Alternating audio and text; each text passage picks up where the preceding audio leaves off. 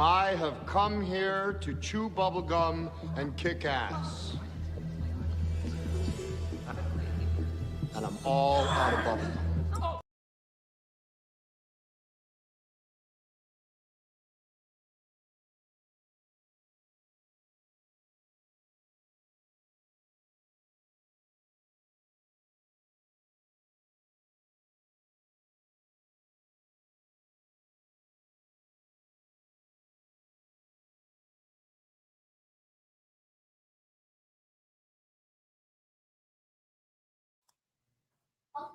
Sup, dudes? How are you doing? I see a few faces in our chat. What's going on, fellas? Yes, it's late Wednesday night. And it's like, what is Nick doing streaming starting at this time of the night? Well, I am here. You see me. How you all doing? Let's bring this whole overlay down of Chuck Norris and Mad Mardigan. So I got lost in the midst of my thing. Here we go. Here we go. Here we go. Here we go. All right. Let's acknowledge those faces. I have seen Vince Womack holding down the fort on YouTube and Rumble. What's up, buddy? Cosmic Vader. How are you doing, sir? He says, how serendipitous. I just came back from theater.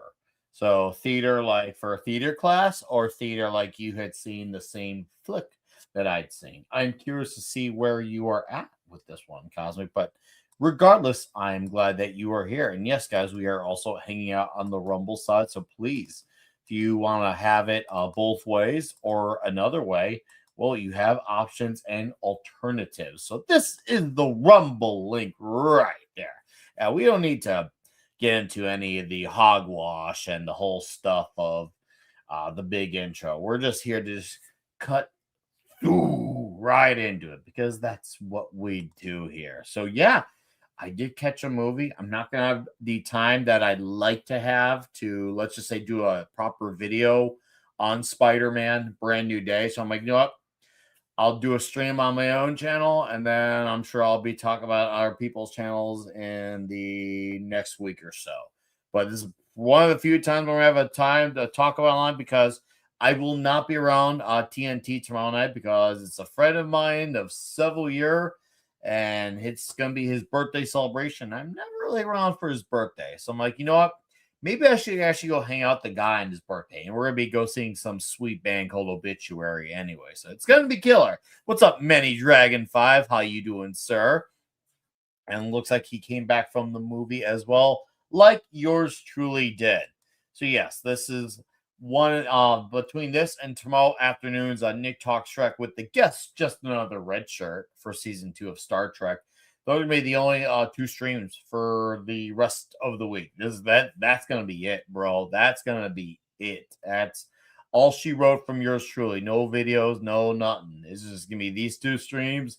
And I'll see you all next week because, well, I do got a life. And, well, I love you guys on here.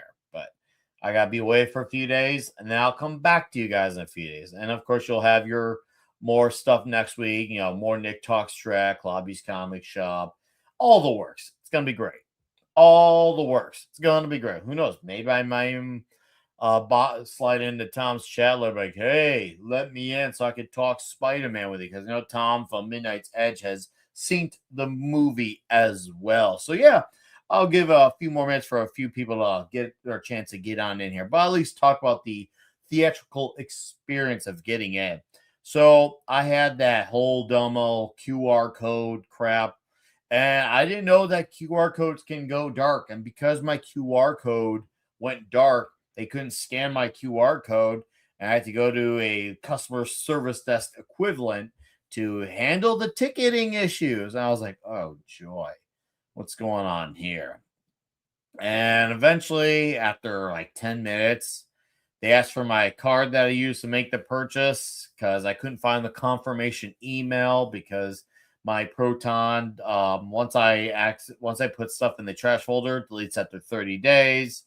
I was like, okay, I guess that ain't going to happen. But luckily, the card was my saver, and I got the tickets. I did get a sweet cup. I do like the cups where they have the little toppers. I did get one, and it turned out to be really killer cup. What's up, Mr. Grant Grayson? Just left the cinema. He must have synced it himself. People in my theater had a blast with the movie. They cheered at the end. Yeah, that was what it was like at my theater as well. Oh, yeah, by the way, it was sold the hell out. It was sold the hell out. It was absolutely bonkers. Like, we were the row C, and I remember looking back at me. And luckily, our screen was on Dolby. That was another cool thing. So my kids had never seen a movie on Dolby. So this is like what a gateway for them to experience a movie like this on not only a huge screen, but with the seats and the loud sound. But it was packed in there. It was like I looked in back of me, I can get a view of everything, and it was all seats definitely were taken, all of them without a chance. And yes, there were only about a few people who were still trying to get in it, and it wasn't going to happen for them. Man, 2002, that's crazy, dude. 2000, I can't, I could have not gone that long. That's crazy. 40 people on 500, it happens, but obviously you're on a different time zone than I. So is it officially out, like, because worldwide in your area, Mr. Grant Gregory? Because I know in my area this is a limited screen, because then they start rolling out more screens tomorrow night and Friday. This was one of those limited screens where it was the only screening in a suburb of Illinois, and it was the only one within like a 40-mile radius. So of course you got to factor in those things into the equation. So it's easy and convenient when you can say, okay, well, of course it's going to be more sold out because of that. So, it is what this is. It was the opening. So opening like advanced screening or opening proper view, because there is that distinction. But anyways, I'll let you fill in the gaps on that. But yeah, I got the cup topper. And I'll tell you what, man, AMC, I'm shocked at actually how good the food is. Don't get me wrong. It's obviously cliche and relevant to say that theater food is absolutely overpriced. It is. And it was today. It was today. Properly. Okay. That seems like that checks out for you, Grant. That definitely checks out. Okay. Okay. But the foods that we got were good. So obviously I had the kids get just a bunch of big old giant slushies. We didn't do popcorn, but my oldest, she got the mozzarella sticks, and I had one of her mozzarella sticks. It was actually damn good. I was like, it's actually really good. It's seriously really good. And then my youngest just wanted some candy, so she got some candy. And I got the nachos and cheese, and boy, oh boy, dude, the nachos are actually good. And the cheese, I actually went and got a second cup of the cheese. That's how good the cheese was. I was like, you know what? Overpriced food be damned. This cheese is good. This cheese is good. This Nicolas Cage impersonator sticking to Spider-Man Noir. I have a Geno's East frozen deep dish in the oven. Oh, yeah, by the way, oh boy, yeah, 25 minutes of preview. I think it's like, now if you factor in ads plus like traditional ads and then AMC ads and then the trailers for things, yeah, dude, it was like, this is a record time. It was like 30 or 31 minutes. I was like, holy smokes, bro. You are so lucky, AMC, that you have this limited screening to your advantage to do this. Ugh, that was gruesome. But in a way, it kind of worked out since we had things that need to get sorted out. So still gruesome nonetheless. We got AV here in the chat. What's up, Max Redstone? How you doing, sir? I know I acknowledge your Nicolas Cage comment earlier, but great to see him, man. Happy you are here. So, you know what? Now that we're about 10 minutes in the stream, and I'm not expecting many people here, I just kind of threw the stream together at the last minute, and I'm sure I'll see plenty more faces elsewhere. But let's get into Spider-Man. Brand new day, man. How do I start with this one? Because this one's a bit of a doozy. It's a doozy, all right. I guess if you're asking for simpler output, did I enjoy it? Yes. Where am I going to rank it? Way too early to tell. Way too early to tell. I think it's one of those things where it's easy to go high, hell, even middle, or even below when it's still very fresh on my mind. But I have, unpacking my thoughts in my head for the last hour on where I'm at with the movie. But I did come away enjoying it, and I do want to see it again. I'm hoping I can try catch a screening on Tuesday. It looks like a lot of these screenings in my local area are really packed, and we have a good amount of theaters out here, and a lot of them are packed for this movie. So right now I already looked into Friday, Saturday, and Sunday. Granted, I had stuff booked, but I was just kind of like curious. It's packed. It's like, all right, forget it. Monday's like mostly packed. So, but I'm gonna give it a local area. If not, hopefully Tuesday I can score a second time. But I did enjoy it. I really did enjoy it. I will definitely do my non-spoiler take. If you guys got questions, non-spoiler questions, I'll be happy to answer those. I'm going to throw in a little header for you guys so we can say, hey, you know what? Let's do this thing, and we can. I'm trying to hear. Don't blame me, guys. I mean, don't fault me. I'm just trying to find the thing here. I'm still getting used to StreamYard again with all these things. I was gonna say, if you got questions, I'll answer them as long as they're non spoilers. What do you think of all the comic book covers, references? Oh, loved it. Oh, absolute dude. I kind of lost my shit about it. Actually, I really lost it. I know if Klobby you're up there, if I had to guess, he probably would have had mixed thoughts on the movie, but would he have loved that thought of it? He absolutely would have loved it. Sorry, guys. I got stuff. Oh, okay. Anyways, I'm still banners. There we go. Okay. Oh, okay. Finally. Non-spoilers. Okay. But yeah, to answer your question once again, Mr. Grant Gregory, I loved the nod to the source material. It's about time we had not only nods to it, but the amount that we did. And it was definitely like all over a lot of the eras. I was surprised, like with all the homages.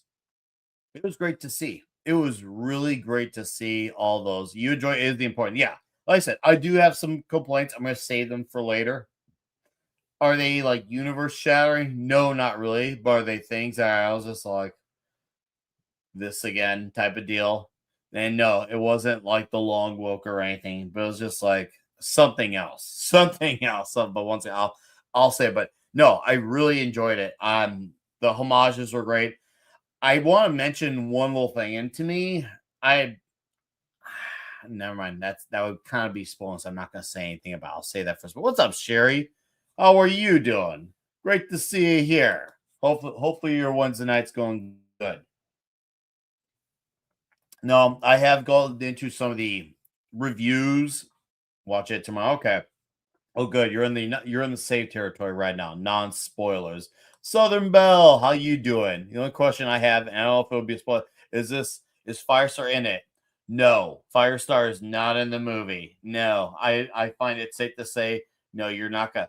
Yeah, you got some normal things, and honestly, it's good that you have normal things rather than bad, like insufferable things.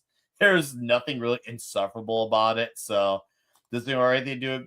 There's no tie into any of that stuff. There's no tie, which I'm glad, by the way. I'm really glad because once that Beyond movie comes out next year, which I think it does, we gotta move past the multiverse. If they don't, I will. So it's just like either way, I'm beyond checked out, moved on from it. I'm tired of the multiverse. I really don't want it. I don't need it. No one should want it. It really should be. It seems like even the mainstream audience has rejected the multiverse as well, which I'm glad. Obviously, sans the Spider-Verse movies, but no, there's nothing. Lucky has nothing to do with that. All right, bear with me here, guys. I apologize. Once again, this stream is all very impromptu. Okay, we'll get into the characters. I really like Tom Holland as Spider-Man in this movie. I thought this was easily a great performance out of him as the character. It was definitely his most Peter Parker. We get a lot of his science whiz in the movie, and he does lean to some humor. for his dialogue, and that's another thing. It's got a good fair amount of humor, but it's not like Taika Waititi, like Thor Ragnarok, Love and Thunder, where it goes off the wall, or a James Gunn movie. It is not like that. The movie's actually pretty well measured. It's got some humor, and there's a few shockingly very serious scenes where they're serious and they really just let it marinate in the sauce. I was surprised. I was like, "Oh, we're doing that with our steak, huh? We're marinating it. Okay, okay, we're going there. All right, I like a little marinating. Okay, I can roll with that. Do you have a rating for it yet? You know, once again, it was one of these things. I'm gonna go with now an 8. That's once again, this is now that's been over an hour, hour and a half. I can still say with a very strongly confident 8. Could it go a little higher? Yes. But a lot of people are really happy coming out of it for sure. A lot of people are really happy seeing this movie. And yeah, people should be multiverse out as they should. I'm glad they are. If you did you stay for the pointless? Yeah, I know the post credit scene, it was pointless for sure. And to be fair, most of them have been even during the let's just say the later portion of phase 3. So that's not gonna really bug me. It was just like, really? Okay, whatever. Movie's over. At least the movie is enjoyable. So I did like Spider-Man in the movie. Um a lot of villains, it's hard to answer this one. Let's just put this. A lot of the villains have small roles. A lot of the villains have small roles. And it actually, outside of a certain character I cannot name until I get into spoilers, it actually kind of works that way. It kind of reminds me of in comics where you'd see a villain for a few panels and Spider-Man just kind of does away with the character. And I'm okay with that because it's something I have seen in issues like that. So I was good with that aspect of it. Once again, it was a way to connect the homage covers as well for a lot of those characters. It was cool to see a lot of characters who I know from comics, like really deep cut characters. And this is a little spoiler because they're in the trailer, but Boomerang, Tarantula, Tombstone, obviously all villains. And Tombstone, by the way, the guy, obviously, the photos definitely did not look good of him that got out there. It definitely looks better in the movie for sure. It definitely looks a lot better in the movie seeing Tombstone. And there's a great homage to that cover. I don't know if it was in the trailer. I know the Boomerang cover and the Tarantula covers were, but the Tombstone cover was cool because I have that comic. It's where Tombstone is holding Spidey by his neck and he's over a towering building. And when I saw it, I looked at my kids. I'm like, hey, I have that comic. And they're kind of like, why you bring this up to us, Dad? We don't know what you're talking about. We don't care. Well, still, yeah, right. It did look a lot better. The trailer was like, honestly, it was kind of like, oh, but then you see it here, like, oh, okay. So I was definitely a fan of Spider-Man. I will say his supporting cast was fairly entertaining. I actually would say that I don't want to get into too. I won't say it's. I thought this is actually harder than I thought without getting into spoilers. But the supporting cast, like let's just say people around him whom he keeps in contact with, whether it's the partnership, working with the system, the law per se, or what I guess you would call the closest thing to a friendship. Shockingly, they end up being fun to the movie and beneficial to the movie. The tone of the movie, once again, it was a very fun, bright movie, but definitely had some moments of darkness. I was like, whoa, okay, we're really, once again, as I said a few minutes earlier, we're really let it simmer and stew. I was surprised by that. I was very surprised by that. The rest of the movie, Broship can break a source of. I'm not even gonna. I'm not gonna respond to that comment, but yeah, the supporting cast is good. Is it Spider-Man's movie? Yes, it is. Now, is it still a little overstuffed? A little, but does it juggle the big cast better? Yes, it does juggle the bigger cast better. And a lot of them end up having smaller parts than I thought they would. So I was really happy that they end up having smaller parts. We didn't need a whole movie. Like, let's put it this way.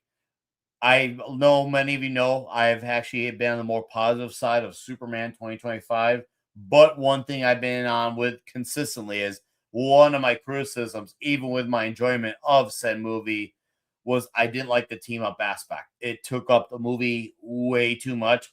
This movie is a lot more minimal on having the other heroes per se. Other heroes, once again, is definitely a lot more less reliant on it. We actually do get a good amount of Spider-Man in action alone. If I could maybe make a nitpick, I probably would just say I just could have liked more of that because what we were getting of it was actually good and really fun. And seeing on Dolby, holy smokes, the web slinging and the views and the perspective, holy crap! I felt like I was web slinging with Spider-Man. Oh my oh, I was like, dude, on Dolby, I loved seeing it. Is his friend still his friend? I'll get into stuff at the later on. I can't get into that now. Yes, it's there, but it's not as much as you would think. It's more of like a Punisher is there for the first and third act of the movies. And they do work great together, though. That's the beauty of it. They are great together. And I actually, Punisher was better in this movie than he was in that One Last Kill one shot, that special presentation. He was a lot better in this, that's for sure. One Last Kill was like you had some of the best aspects of John Bernthal's Punisher, and you also had some of the worst aspects. It was really weird. It was like the greatest and worst hits. It's like when a band you love plays their five best songs and their five worst songs. That was what One Last Kill was. This one was definitely like the hits with a few lesser known hits as far as my equivalent. If I'm going to have to make a musical equivalent to describing the performance of the Punisher. And my predictions were absolutely correct on how they would handle the Punisher. They had smart workarounds to make his character work in a PG-13 setting. I always said there's nothing to be concerned about with the character, with the Punisher, because if you remember, for those who are got a memory that dates back to the 1990s, he was in the animated series, and they had adjusted that within a few seconds when Punisher was operating with Micro, and Micro suggests that he switched to non-lethal for the bullets. And so let it be written, so let it be done. Voila, it worked. And you don't get that here, but you do get smart workarounds though for Punisher. He still talks a lot of smack. He's definitely the most vulgar guy in the movie. He is definitely the hot shot of the movie. And even characters who were, let's just say, who are used to having some sass to them, he's the character who definitely tosses the sass back, which is great to see. Because, yeah, I liked him more in this movie, even than Punisher season 2, the Netflix show. I really enjoyed him in this movie. Yeah, Berthal, he does. Yeah, when he's there, he does bring great presence in the movie, and there is a good bond. And that's the thing. The acting in this movie was good. It was Tom Holland, John Bernthal, and other names I can't say because spoilers. Um, Once again, it's hard. I do like the music from Michael Giacchino. I do like the music, and I like how the movie was really just primarily set in New York City. We got a feel of the neighborhood and the culture around the people and where New York City is at this point in the timeline. I really liked how homey the movie felt. Yes, it felt very homey, even in big old New York City. Even with the say of how we know New York City is today, I felt very at home in New York City, and that to me is a very important part of Spider-Man is having that New York element there. And also another thing I want to add to it, in case you're wondering, Brand New Day. Oh boy, that's a red flag. I remember that comic, One More Day, Brand New Day. Probably the most atrocious Spider-Man comic storyline ever. I'm gonna Chris Jericho ever. My Greg Grays, I don't like the music all very Jer. I disagree. I enjoyed the music. I like Michael Giacchino's score. Does it make sense? Appears immune to secret villain's powers? Yes. Yes, it does. It does make sense. Yes, it does. It does make sense, and it does get addressed. That's for sure. So I was definitely all about that. But one more day, brand new day for the normies here in our chat, which 9 of you here, by the way. Thank you. One more day, brand new day. Brand new day is basically a reset of Spider-Man after in the comic books. Spider-Man basically made a deal with the devil, which is Mephisto, aka Marvel's equivalent to the devil, in order to save his super hardcore elderly Aunt May. He had to give up his marriage to Mary Jane Watson by making a deal with the devil. Yeah, straight up. It was sickening. And it undid what, 15, 20 years of continuity. It absolutely crushed readership. And despite some guys in the higher ups who want to pretend like it was a great move, they're still coping about it to this day because it was a awful story. Absolutely awful. Should have never happened. Absolutely stupid. I do hope they introduce Black Hat. Yeah. Yeah. And someday I'm sure they will. Yeah, it makes sense. We realize where it's pulling from. I always won't like it, but it's actually quite. No, what are you referring to? I honestly I don't understand, but let me know when you realize it's pulling from noise. What? Just so I know, no No, there is no Jackal. There is no Jackal in the movie. No, there is no Jackal. See, that's a tricky villain because it's easy to mess that one up, even with a good writer. But once again, bringing back to One More Day, Brand New Day, the story's atrocious. And I was really hoping in my mind, I'm like, I'm hoping this is that rare case where this is Brand New Day in name only. And it was. And I kind of had a suspicion that if it was to be Brand New Day in name only, it would allude to the fact that it was brand new because of where Peter's life was after No Way Home. The fact that basically his life had a reset in the sense that the world doesn't remember him, but he remembers them. So I'm glad I was right in that assumption. I guess you could say it's slightly spoiler, sorry, but that works. I'm okay with that. That's the rare time where you take the title of something and make it that way in name only. The action was really great.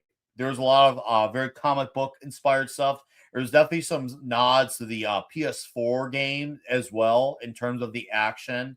The action is really great. As far as the action, wow, it was absolutely awesome. It's definitely one of the best parts of the movie.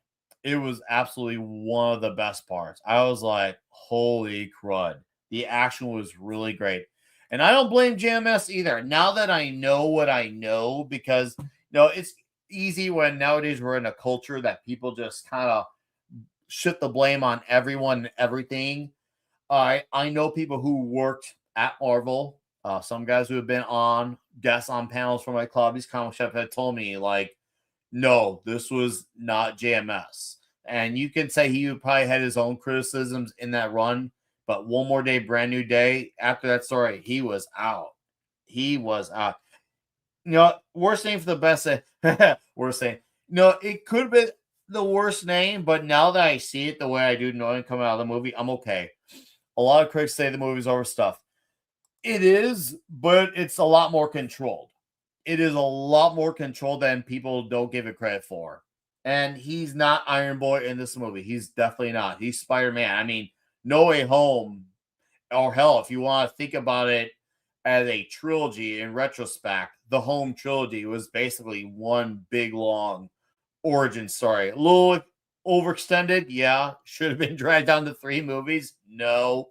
But this is a Spider-Man story. He goes through some very spider-like problems. And by the way, the suit looks glorious. Oh, I was straight up trying not to freak out about the suit, how colorful it was.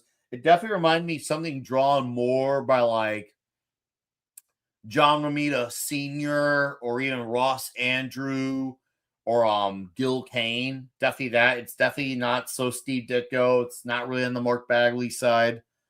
It is definitely more Ross Andrew, John Romita Jr., where I guess you could call it the red and black. There's the squares. They're a bit more bigger, more spread out. It isn't like the Andrew Garfield suit where they're like mini micro squares. And I love that look too. Like for all the problems the Andrew Garfield movies have, I love that suit, and especially in the Amazing Spider-Man 2. But I love the suit in Brand New Day. Love it. Absolutely gorgeous. I was all in on the suit. It looks great. I was like, okay, fine. We got a suit that is looking good. Functions like a suit. And yes, he is hand making his own suits again. Which is good. By the way, he's got his own apartment full of things, and he is operating basically as a one man art. He can't be ironed. Yeah, since the suit didn't know. And yeah, it doesn't know. He has his own little thing going on. It's Doomsday. Oh God. No, Doomsday. Oh boy. Watching that trailer had me thinking because they had that trailer there, and I was like, holy smokes.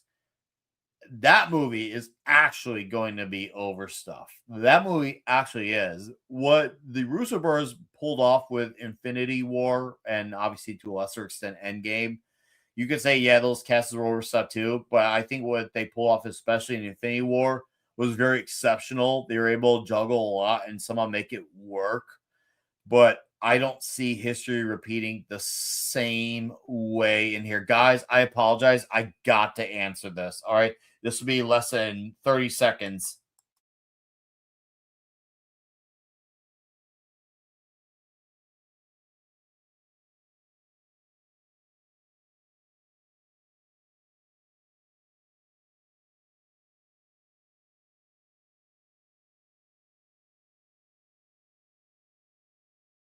All right. Sorry, guys. Thank you. Just like I said, around 30 seconds. See, Promise is made in cap. I don't want Peter to have had a digital fabricator. Oh, yeah, I'm good with that. They would make a mention about Peter in this film. Oh, yeah. Yeah. Once again, I slightly loose spoiler. The absence of jokes in the Doomsday show gives me. Yeah, see, I even with the absence of jokes, I'm still not that. It's like, yeah, that's nice because of a really apocalyptic galactic situation. But I feel like that movie's gonna have a whole other problem. Maybe it'll have a consistent tone. It probably will, to be fair, but I don't think that's gonna be enough. And I still don't see any hype. Even when I was at the theater, and that's the thing I'm gonna bring up about the sold out crowd, like super sold out crowd for Spider-Man.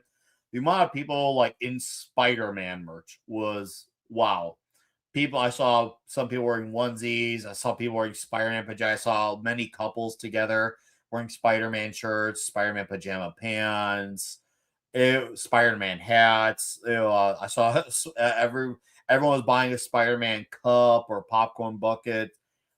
And everyone's talking about Spider-Man, and no one honestly reacted to Doomsday Trend. Now, to be fair, a lot of people already had probably seen it, but I still didn't really feel anything like, oh, hey, look, it's that Doomsday trailer. I didn't really feel anything from the crowd on that.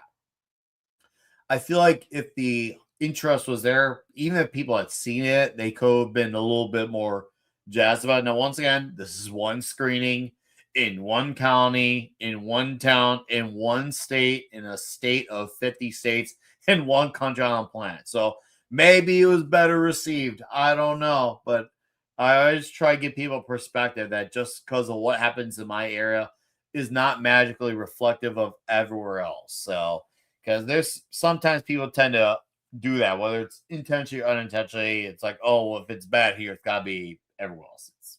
Not everything is equal. Not everything is. And you know what? That is all right. Yeah, I don't see the hype. I don't see the interest for Doomsday as well. I don't get it, man. I don't get it with Doomsday. I'm curious to see how much money that's going to make. As far as I know, the limited screening that they have, at that they had that same theater.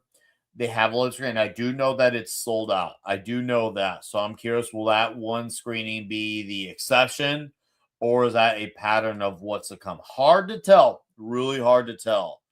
Once again, going through my stuff here. Apologize, guys. Story. Let's get into the story without. How do I get into the story? Story's a bit of a juggling act, but I think I will have more of a sense of it once I have repeat viewings. Do I think it's coherent? Yes. Could I have missed a few things? Also, yes.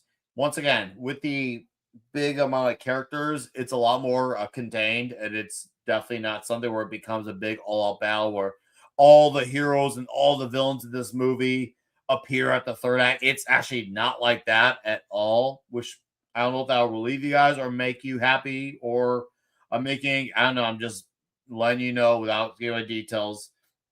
It's not like that. Yeah, you have an important scene at in the third act, but it's not what you think. And I was good with that. The humor, once again, I know I touched into it lightly, but I'll go into a bit more now. The humor is good. Spider-Man partially quips. There are times he doesn't. I I guess you could say it's a bit of a nitpick, but the times he does, it's really good. But boy, the scenes where he didn't, I guess you could say I could kind of look past it because of the weight of the situation. And I know a lot of people they want more seriousness in their movies, and maybe that's what they're trying to do is listen to people who want more seriousness in the movies, and they're probably trying not to undermine the tension of fights. And I get that, but for Spider-Man, I kind of welcome that a bit more. But that's probably what they're responding to. But no, you definitely get a lot of serious stuff in here with that. It's unfortunate that some of the equipping had to be at the altar of seriousness, but it is what it is. Destin Daniel Cretton does feel like he has his own directing style. I had a feeling going into this movie it was going to be more of a hired hand because let's be real here, that's what the MCU is. You're a hired hand. It doesn't matter how good you are, how average, how shitty you are. You are a hired hand. Hell, we all know what happened with Sam Raimi and Doctor Strange and the Mom or the Edgar Wright Ant-Man situation. We all know there. We all know there. So I do like that there's a different style. I do like that. And yet it's still a familiar a setting, sighting, and characters that and the world that we know. It just felt like it was nice to have a movie that felt a bit more personal. And there's a big character arc for us. And there's definitely a story driven it's not the message. It's just a message about like friendship and valuing people around you. And and once again, there's more to it, but I'm trying to dance around it the best I can. It is nice to have. It is nice to have a central arc there. I do like that aspect because it's definitely one of those things that could be interpreted as a universal truth, perhaps. So I was absolutely with that. I'm gonna look at some of these comments again. Story wise, you could cut 30 minutes. I had to watch it again to make my mind up on that. I'm not sure where I am with that. I might feel that way, but it's a little too soon to tell. Is it as good as Spider-Man 1 or 2? Well, here's where I can't answer that. One, it's way too soon. Two, I have a bit different feelings on Spider-Man 2 than most. As I've stated on many streams, Spider-Man, the very first movie from Sam Raimi, is my all-time numero uno. And yes, he was doing a lot of kicking, a lot of ass kicking. There was a lot of ass kicking. And yes, Spider-Man is very capable in this movie. Oh, is he capable? Oh man, is he capable? Actually, without saying anything vocally, flashbacks. See, I didn't have any issues with the flashbacks. I did not have any issues with the flashbacks. So, that is not something I was mind. Oh, look at that! There's one of us here. I thought we were the only ones on planet Earth. Yes, Nick, dude. I laid out my argument on the Spider-Man tier list way back on why Spider-Man 1 is so much better than Spider-Man 2. You could have swore I became Hollywood Hogan when I laid out my argument on the Midnight's Edge After Dark stream about that. And people thought I'd become a villain or something. But I was like, well, is it the best Tom Holland Spider-Man movie? Maybe. Is it his best acted? Yes. Once again, the only thing I'm not basing my absolute arguments on is I need rewatches to determine it. I'm one of the few people back in 2015 that held the line on defending Age of Ultron to the bitter end. And I know like it was well received, but clearly nowhere as well received as the first movie. But it seems like I know a lot of people who say like, oh man, Age of Ultron is better than I remember. I would not be surprised if we have a bit of an Age of Ultron with this movie in the regards that I think some people will like this, but maybe let's just say like the previous movie more, but then look back on it 5-10 years from now, like, oh wow, this is actually better than I remember. Now, do I know people who are saying it's better than No Way Home? Yes, but I can also see the Age of Ultron situation playing out as well. Homecoming is still the best. See, for me, that trilogy, I'm gonna lean towards No Way Home as the one. Spider-Man was like Superman 78. Well, Spider-Man 2 is like Superman 2. I love them both. Yeah. Oh God. Yeah. No, Superman one. That's man. Superman the movie. Yeah, that's the movie, man. Man, that's the movie for sure. That's the movie. Oh well, I got some good. When we get into spoilers, I got good news for you about. I got real good news about that for sure. No. Oh, Grant, I'm right there with you. You name a debate stage, I'll join you, buddy. I'm right there. Okay. People. It's not that. I know people who didn't like it, but there's also people who liked it, but said, "Oh, nowhere as good as the first one." And I loved it. I absolutely cherished it. I remember when I got to know Clawby on here, and Clawby was like, "Oh, you love Age of Ultron too?" I'm like, "Yeah." And we were kind of like the guys, like 5-6 years ago, like, yeah, we're the Age of Ultron guys. We love this movie.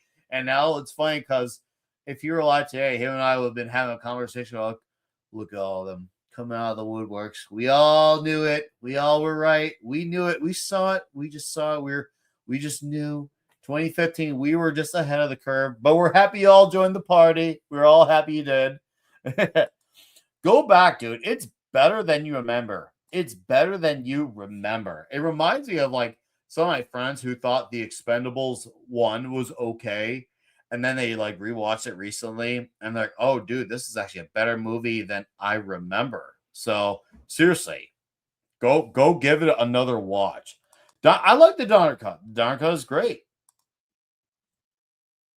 Language. Oh, that's hilarious. Maybe T2 is the only sequel to improve on the original and the original. Yeah, dude. I would say, and I do know some people, of course, know the contrarians are gonna say the first movie. I'm sorry, man. I disagree. T2 is better. T2 is just the better movie. But do you guys want me to get into spoilers? Are we ready? Or do you need a few seconds to see yourselves out? Do you need a few seconds? Because if you want to see yourselves out, you're welcome to just write in the chat because there's 10 of you here. Thank you, by the way.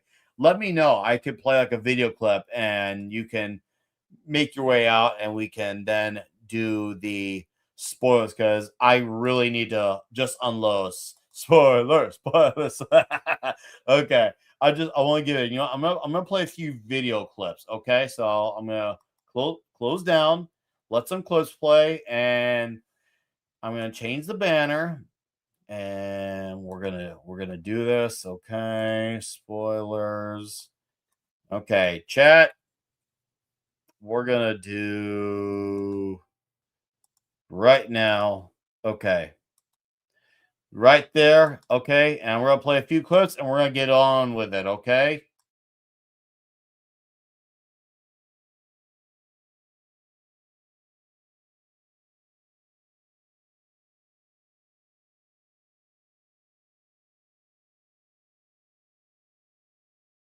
You son of a bitch.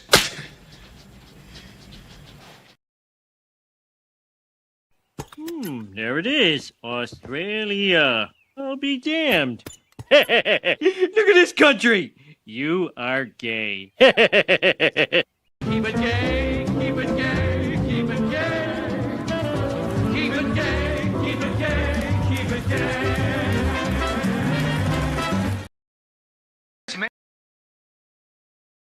This man can finger Al Capone in the ass. All right. And no one walked away. So that means either a lot of people saw it or a lot of people don't care or somewhere in the between.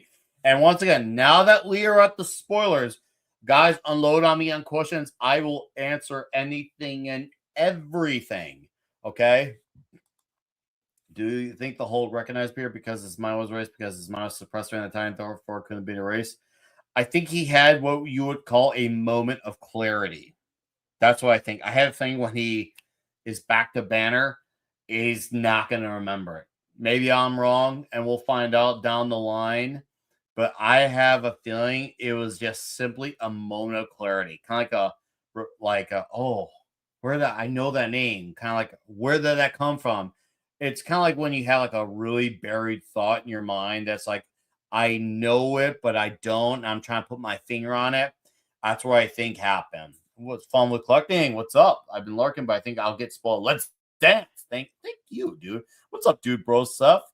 Zendaya takes a shruff or what? No, she doesn't. Let's go. Let's go. What's up, Garfield? How you doing, dude? Nice to see you here. Yeah, that's what I think was going on. No, I'll talk about the Hulk. One, his role is a lot smaller. I had heard some stuff about Mark Ruffalo having not any time being on the press tour. That's for the best, by the way. Guy's nuts. But he actually, the few scenes we have him as Banner, they're fine. But we actually get the Hulk proper. When he gets angry, he gets really angry. And he actually feels scary, intimidating. And the action's really good. Like, the Hulk is very capable and powerful here. As he should be, by the way. The Hulk should be formidable. And they really emphasize that threat. Like, Spider-Man, like, mentions to the bunch, like, dude, this is the Hulk, man. This isn't just some added character. You can't just do that. Like, you think that stuff's going to work on the Hulk? Like, I respected that they were emphasizing on the seriousnness of the Hulk for sure. And RLTOL, I think Gene gave Ned some members. Maybe. No, that's a good theory. I definitely didn't think of that, but no, that's definitely something to consider. Which will Sadie Sink play? Yes, she was Jean Grey. She was absolutely Jean Grey. And the build-up to that reveal was really good. And there was kind of like a in the theaters when it happened. There's a lot of like some people knew, but there's a lot of people who it shows you once again how many people just go to see a movie because the trailers go to because Spider-Man's in it. They're not paying attention to the behind the scenes like we all knew because you're in the chat. There's 13 of you here. Once again, thank you, by the way. You probably knew it because we pay attention to these ins and outs like that. We're paying attention like with a microscope with every little detail. But our theater was kind of like a whoa type of, which for me is kind of cool. It lets you know that there's a lot of people who are normies out there. And yes, Gary did win his bet. So Gary definitely, he won his bet all right. No Black Cat. No, she was not in the movie. Who is the main villain? There was a guy who was the main villain of this movie. All right. And along with a Jean Grey. So that's the thing. It was kind of like because the thing is like the tombstones and the boomerangs and the tarantulas and Scorpion. Scorpion has a few more scenes, but he's still a very small part, which actually shockingly works. His scenes are just there for action and also to give the weight of a wilder character. How the Jean Grey stuff goes on, though, is absolutely shit wild, man. It is pretty wild stuff.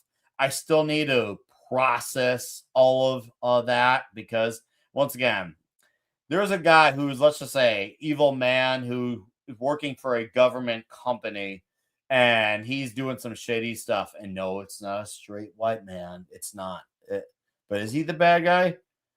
I mean, when he took the one girl away, Sarah, in my opinion, yeah, I would say he was. I understand the perspective of what happens when these powers are abused, but also to your detriment. Yeah, because they just willingly took Sarah just because they simply wanted to. Maybe if that hadn't happened, we wouldn't have unstable Jean go nuts. And that's the thing. Jean Grey has always been unstable. She's always been unstable, and that's nothing new here. Yeah, Craig, I don't think he's. I would call him evil. I would. I would call him evil. I heard from Phil for this movie is two separate films. One, I heard that comment. I don't agree with that comment. I really don't. Thanks for being here, Zombie Box. No, I don't agree with that comment. I mean, by that logic, then The Dark Knight should be a different movie because Joker got captured not even halfway into the movie.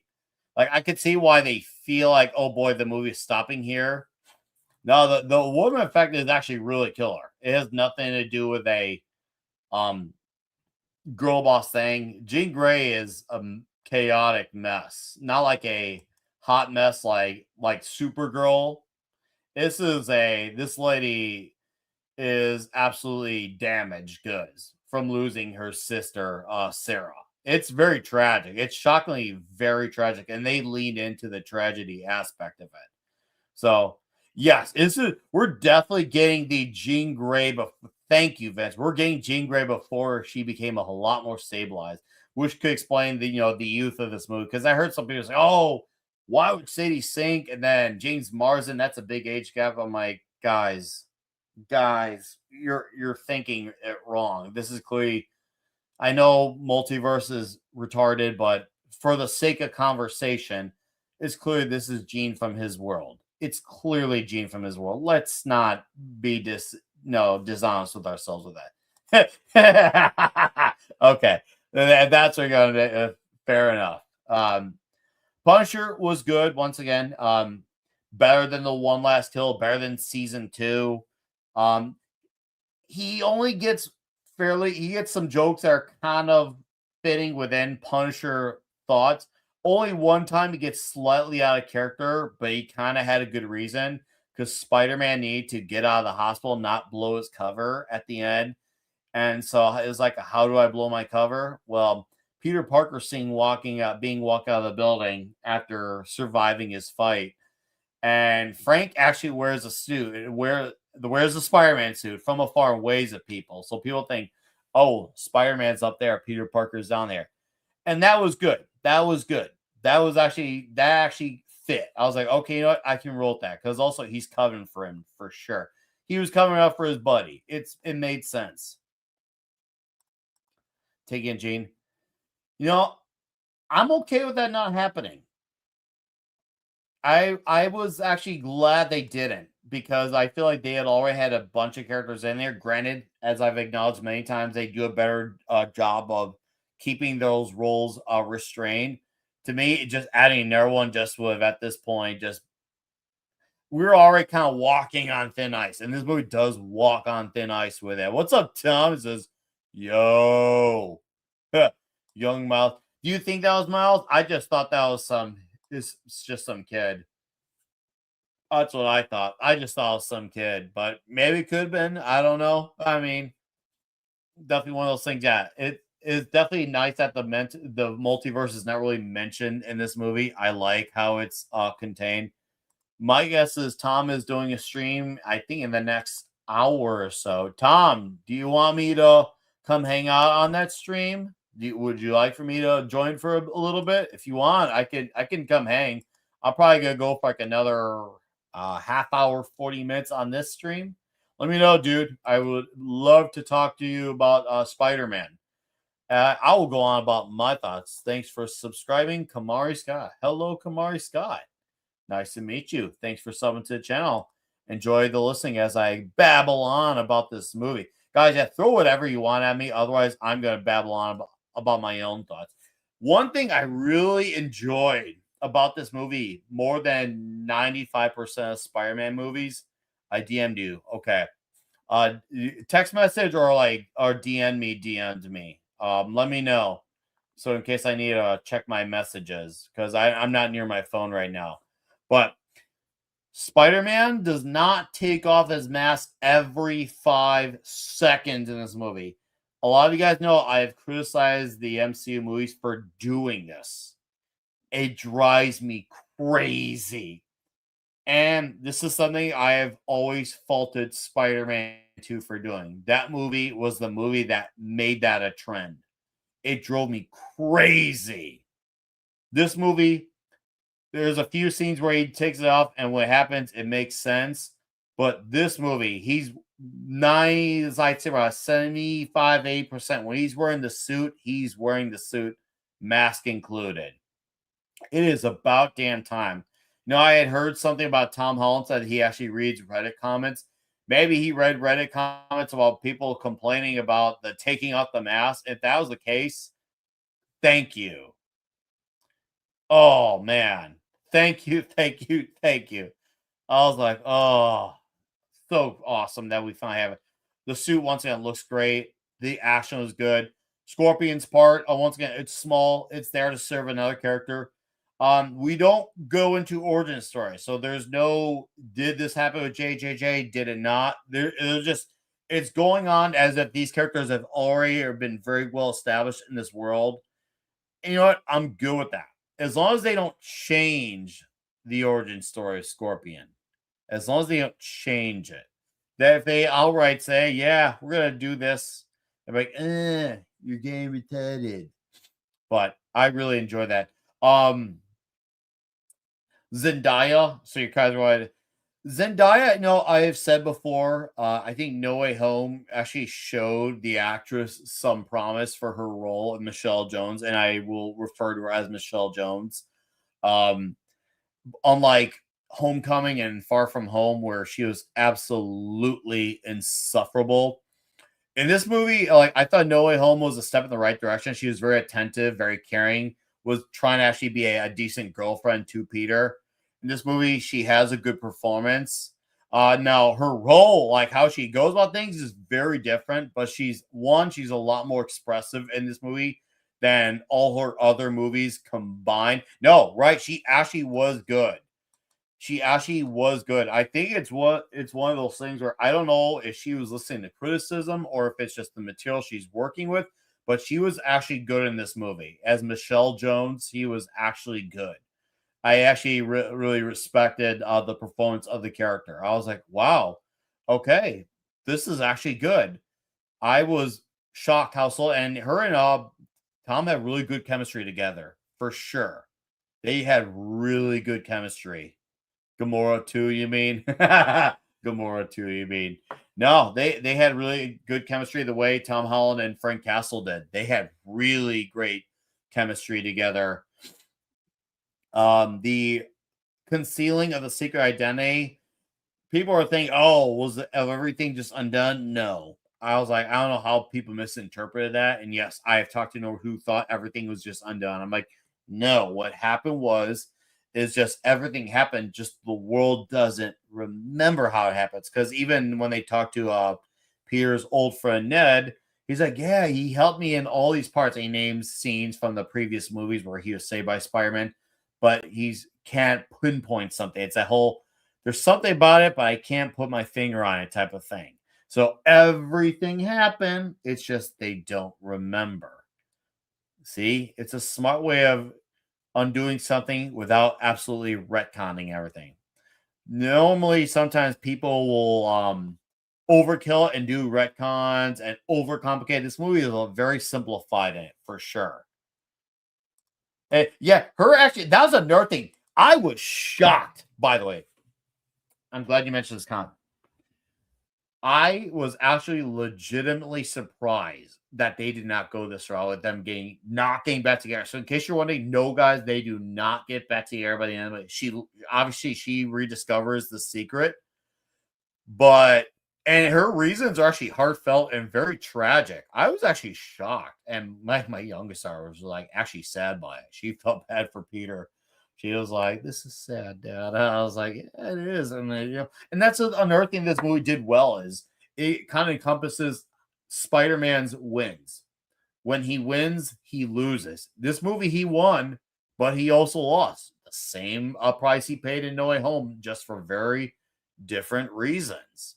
So it was actually really heartfelt. I was shocked. Yeah, no. She had her answers, I felt it. I believed it. It was very sincere. And sadly, it makes sense. As tragic as it was, I'm going to be very Spock here, but it was actually very logical. I believe when she said it was something, now I'm going to be paraphrasing here. It was, I believe your words from this letter, because Peter had written a letter out to explain to her what had happened, tell her the truth, confess about everything. She had read the letter because he forgot he left it behind. And she said, I believe this letter, but she says, I don't have the memory of that life.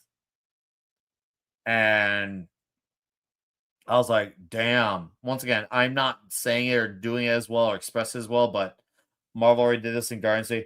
I didn't see Guardians 3. So to me, I'm not going to call it Gamora 2. I don't acknowledge that movie. So, and maybe they did. Maybe they did. All I know is this movie handled it very well. So whether he did, honestly, I don't even care because this movie, it was very logical. Very logical. And I thought the scene was absolutely touching. I was shocked. I was very shocked. Let's hope Peter's in. Now, could it pave the way for an actual Mary Jane? Maybe. Cosmic says it's done better than GOTG. So I wouldn't know. Haven't seen it. What was I gonna get into here?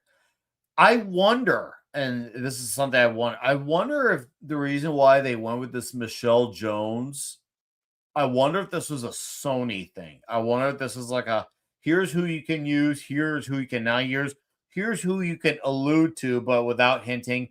Here's what you can get away with not. Because, there's been some details that have come out, slipping through the cracks over the years, but there's still some things that are not, like, for sure on. Like, there's 2 indirect nods to Uncle Ben in the previous 3 movies. 2 indirect nods. Well, actually, one was in Civil War, indirectly. And there's a nod in Far From Home. This is how I know that Nickelodeon watches half of our videos. Dude, I may have watched that video for Guardians, and I probably just didn't remember it because honestly, I didn't care about that movie. So I watch a good amount of the video, so you know that I could send you the screenshots. My it's got all red bars on about 95% of the videos. I'll use it. Oh yeah, seeing that the eyes widen on the suit was really cool. The hands were cool. I was kind of getting worried about how the hand were going to be used, and it seemed kind of not so sure at first, but by the end, I'm like, oh, okay. And for the comic fans, they definitely had some influence. It's a bit more condensed, but they had some influence from the J. Michael Straczynski story, The Other. I know that story is mostly well received. I know there's a few critics for it. I'm kind of somewhere in the between. No, they don't go all the way with the transformation, but they definitely hint at it. It gets into some pretty dark scenes. I was like, holy crud. Like, this game, especially where he has this one thing where he's laying out a brutal beating to Scorpion. You could story is bonded with the symbiote. I was like, bro, he is just laying the smackdown on Scorpion like he was the Rock in his prime. It was nuts. Yes, I am aware. I did catch your videos on this. Like I said, I just don't know what the specific details were with Michelle Jones and Uncle Ben. I am aware of the 25% because I remember your video from 4 or 5 years ago when the rumor was that there was hopes of renewing it for a new trilogy of movies plus one guest starring movie. Obviously, I don't know if that will or will not fruition because I know that was a rumor-based video, but I remember that time. So yes, I do watch the videos. But yeah, and maybe this played a part in it. Maybe they literally were not allowed to use Mary Jane.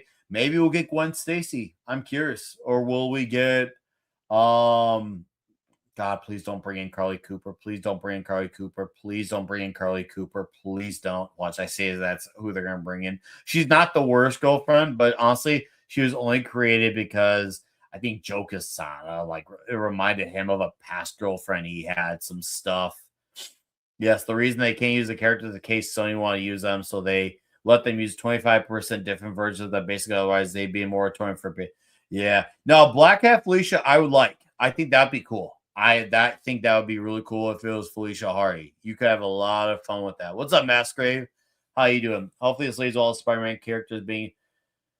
See, it ain't gonna happen. That's the thing. Unless Disney forks over so much money, they might have to. And here's the thing: they're not in a position to do that because keep in mind, Disney Marvel made this movie, and Sony basically gets most of the money for this movie. So Disney Marvel does most of the heavy lifting. Well, Sony is like, oh, we'll take that sweet payday check. Sony ain't gonna give this character up. They ain't going to give it up. And Disney Marvel is not in position. Disney, as a collective whole, they're not in position to give up. Not give up. They're not in position to afford this character. And if they do, I mean, we always say, well, with what money?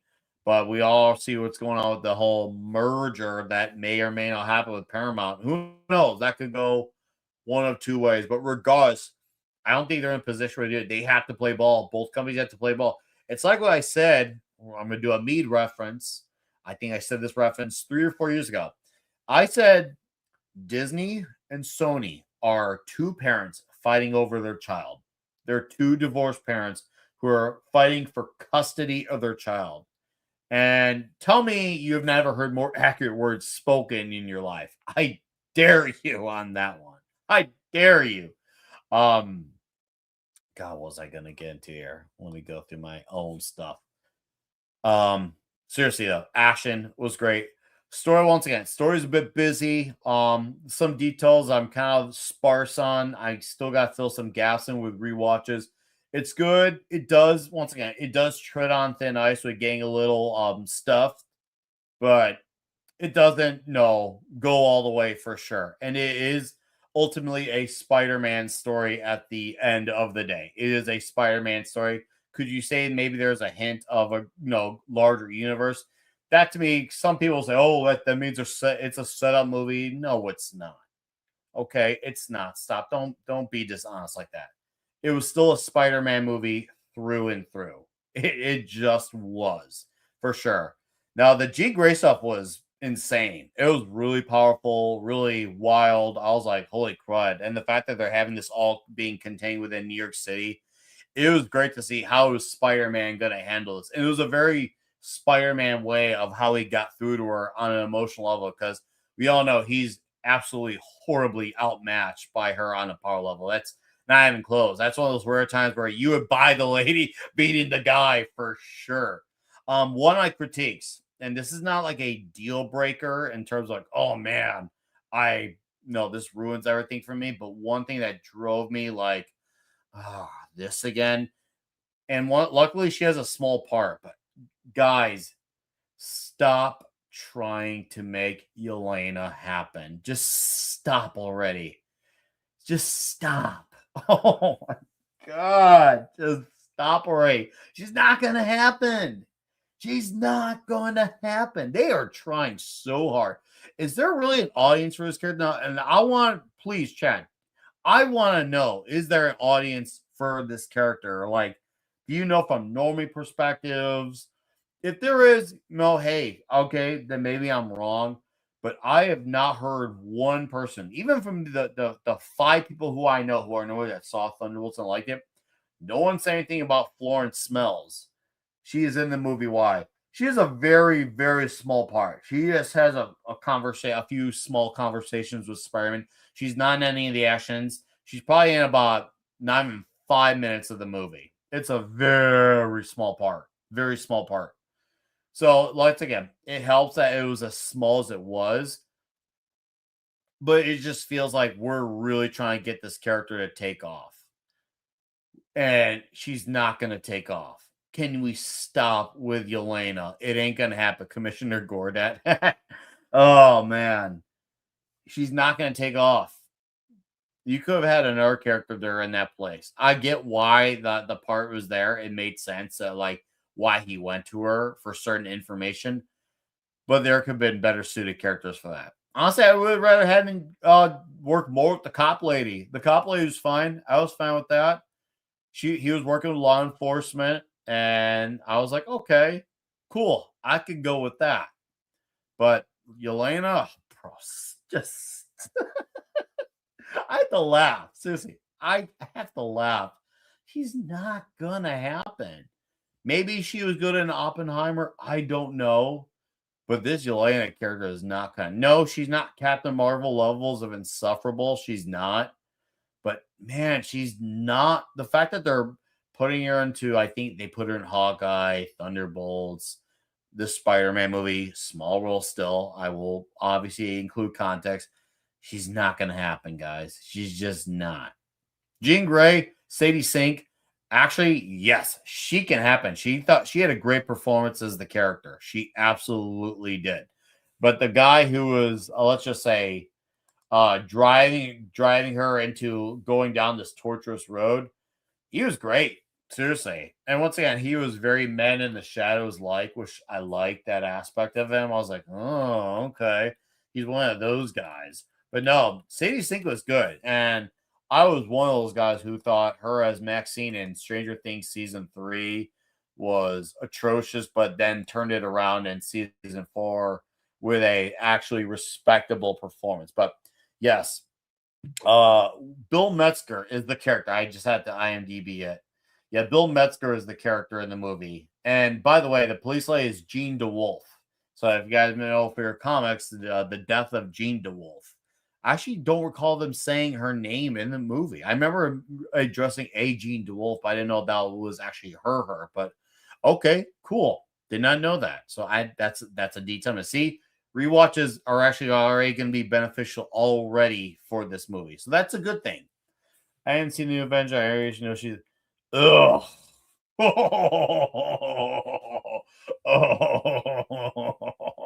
Ooh, that's rough, man. Oh man. Oh, that's rough. That's God, that's just not gonna happen. Sorry, God. That's just no. Just no. But no, Sadie Sink was actually good. I was happy with it. And I was like, damn, this is a really good performance. And once again, it must be one of those things. Is it Mr. No, he's not in the movie. Mr. Negative is none of it. I could have seen that though. That would have worked. It would have. I was entertaining that idea. Could it be Mr. Negative? But no, it was not Mr. Negative for sure. Oh, I'm trying to think here. My brain's all like blah blah blah blah blah blah blah blah. But yeah, Bill Metzger is this guy who basically drives Jean Grey to the point of what she does. Like, he had some reasons that made sense, but how he went about it was very not so right, especially since he got Sarah Gray killed. He definitely got her killed. And I was like, okay, bro, I understand your skepticisms, but you're definitely crossing some lines here. And yeah, it was the man named William Tillman who played the character. I was like, and usually you would think, oh, is this gonna be just the straight white man? No, it's not. It's a black man who plays the guy. He plays it well. He acts the part well. But once again, dude, the action was really great. Really, really great. I was happy with the action. Yeah, post credit scene was a bit of a snooze. It was. It was like, okay, whatever. Post credit, but most of them are. But yeah, that one definitely does no favor. He says his name also. Once again, maybe I missed it. Once again, I was in deep thought watching the movie, Tom. I was in deep thought. So it could just be, but no Mr. Negative. Do I see there being another movie? Yeah, I do. I could see there being another Spider-Man movie. Would I be more interested in this than a other type of MCU movie? Yeah, I really don't care about what is going on with everyone else in the current times. I think if I just like is a bit most obvious character in the movie. Well, I guess I missed something. It can't be worse than the other. No, it actually was good, Master. It was actually good, and I'm happy to say it was good. I have a feeling rewatches will benefit it. But I mean it though. I disagree with Chris and Alan with it became a different movie. I'm glad that sounds like they mostly enjoyed it, but I couldn't disagree on that comment anymore for sure. Most obvious character in the movie mode. I didn't see Masters, Tom. You know me. I don't just catch every single one of these new releases. I catch the ones that are really gonna speak to me. I want the ones that resonates. Unless Comics Division, aka Daddy Division, assigns homework and I can get off dad duties and be like, okay, that means we won't see him again until Secret Wars. Are you talking about Bill Metzger? Maybe, for sure. Was he in Mode 2? Was he? I once again didn't see it, so ignore me. I ain't ignoring you. Oh, ignore you. Oh, okay. So are you? Oh, I get what you're saying with ignore me. I get. Sorry, I was reading your comment a bit too literally, dude. Too literally. I'd rather listen to the endless optimist than you, Nick. You know, I'll say if something is outright horrific, and if something's bad, and I always try keeping a white pill outlook on things. And if something truly is horrifically bad, I will actually say it. So I will not be afraid to say if something is not good. I mean, God, remember the Eternals, guys? Eternals was horrific.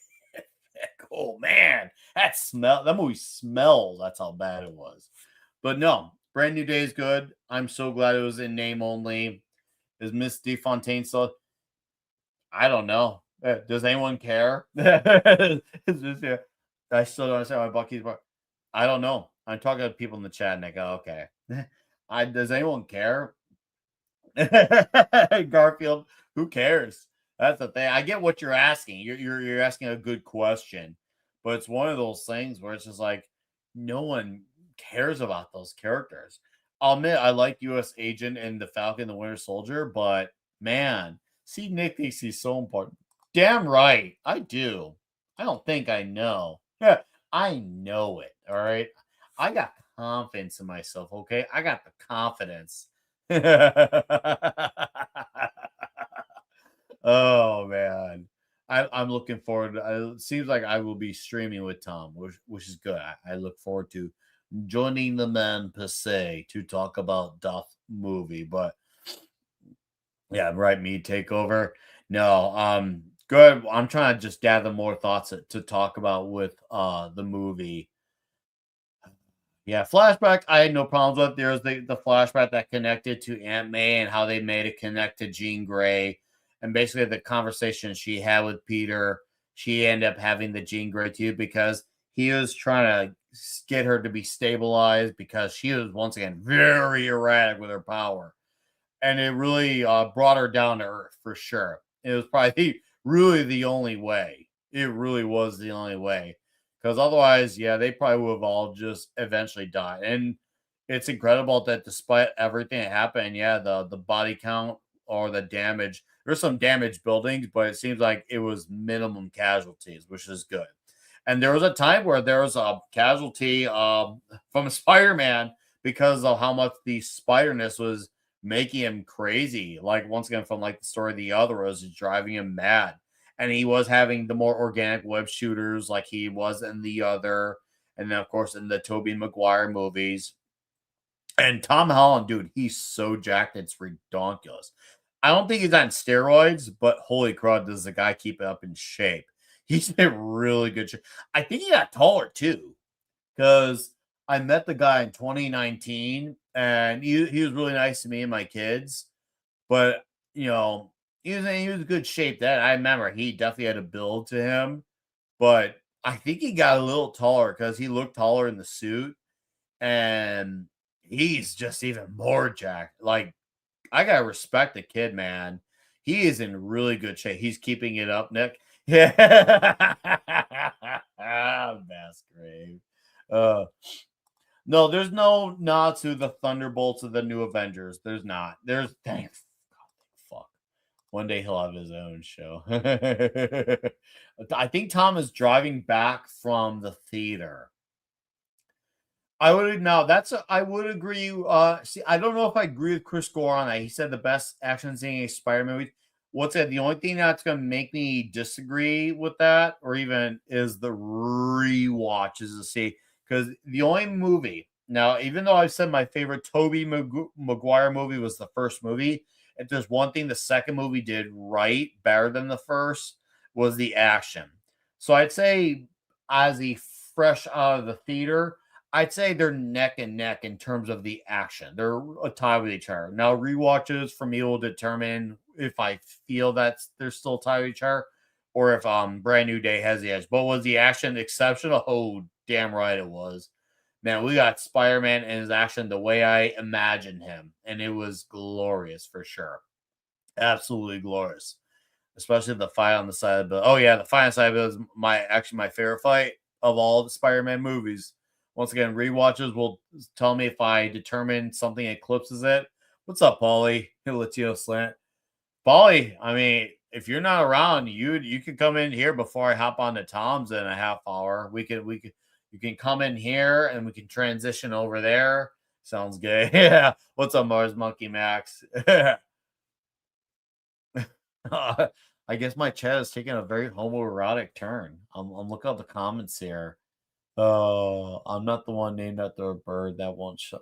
What is going on? Yeah, no, I enjoyed this movie, man. I can't wait to rewatch it. I really can't wait to rewatch it. Seriously, I'm excited about rewatch it. I'm gonna try to catch it on a Tuesday night screening for the $5 movie deal. I really enjoyed the movie. Once again, I have a few nitpicks. I went to some of them earlier. I don't know if you caught it, like Elena.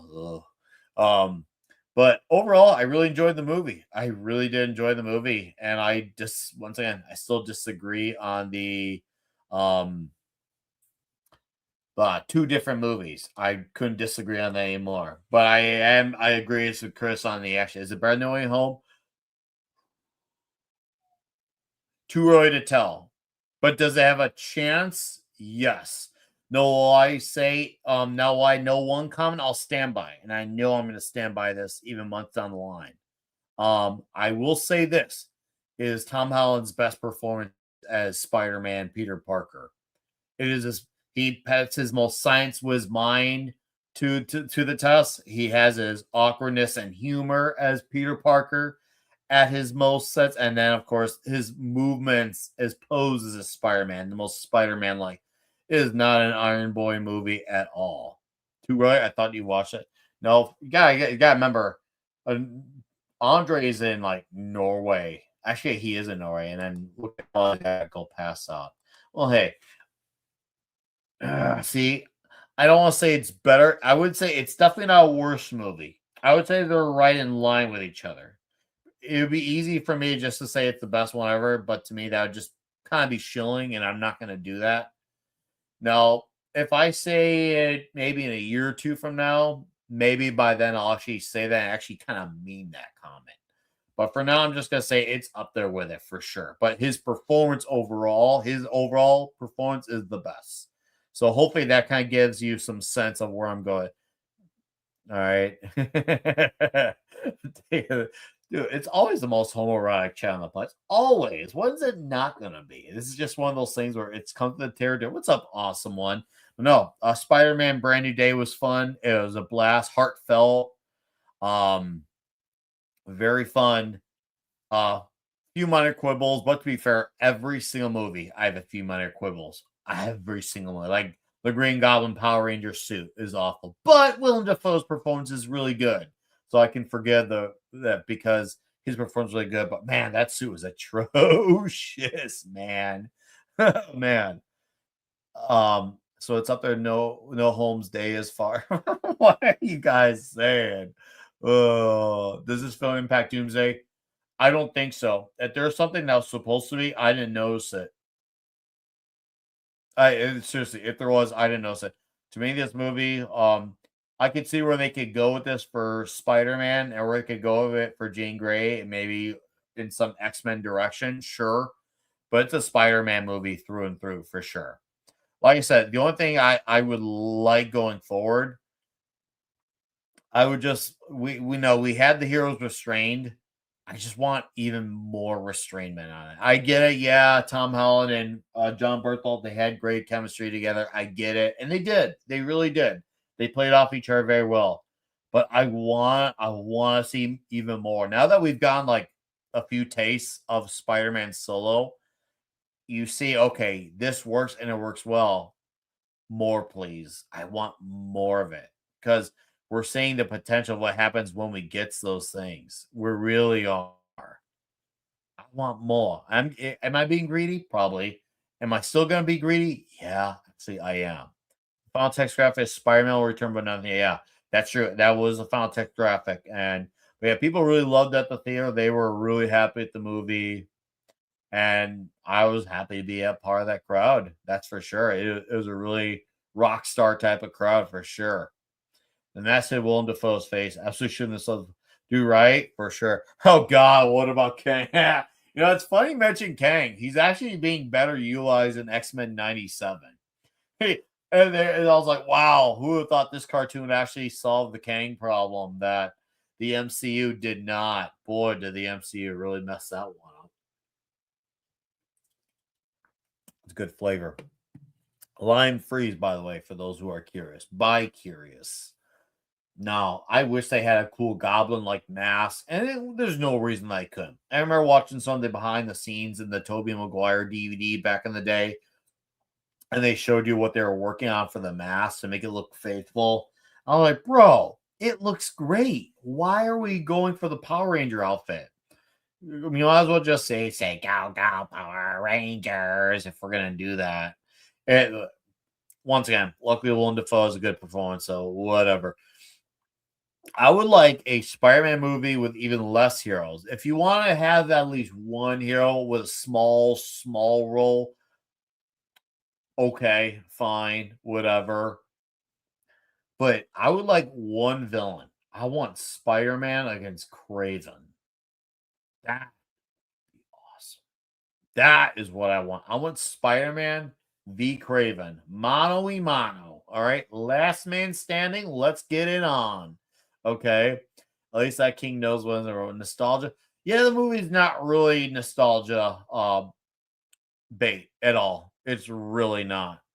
Now, obviously, he mentions Peter. He references Toby about the organic webbing, but to me, that's not a member bear. That's just, oh yeah, hey, he could do this. So, just a quick nod to me. That's all. And that's good to be checked out of all as well. I never saw First Steps. I didn't see God. What? Oh, I'm going through the list of the other MCU movies I have missed and are completely okay with missing because why? Oh, Brave New World, aka Captain America Great Reset. Never saw it. Completely okay with never see it. Couldn't finish Soy Chi. Boys, man, that movie, lay off the goat milk, bro. That movie is so never saw Love and Thunder, never saw Wakanda Forever. So I'm more of a I pick and choose my battles type of thing. That's where I do is what's up, Apollonies Minion? Hello to you. Shouldn't Sony have utilized Kraven? Well, they did, and that movie bombed. Now they have a chance to just say, okay, fine, use Kraven. He should have been a Spider-Man villain after all. So yeah, I'd say for the most part, I am checked out. But Spider-Man is my favorite fictional character of all time. So he's one of my exceptions. Yeah, never saw the third Venom movie either. Never saw it. Couldn't tell you about it. I heard it was all right. Man, 17 of you here in the chat. What's up, dudes? How you all doing? Hey, guys, I like how the bodies are just coming all up on in here. Brand new dad. Well, in this chat, yeah, brand new homoerotic. You know, I'm going to give you a clip for this one, okay? Why not? Let's do it.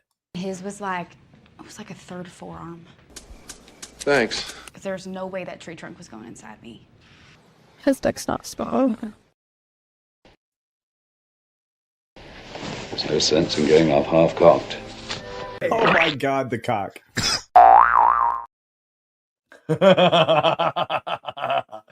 And I answered the question on Rumbles about should Sony have utilized Kraven. They should have for this movie rather than give him a movie that he never needed. So I answered the question, Vince. I think I just answered it.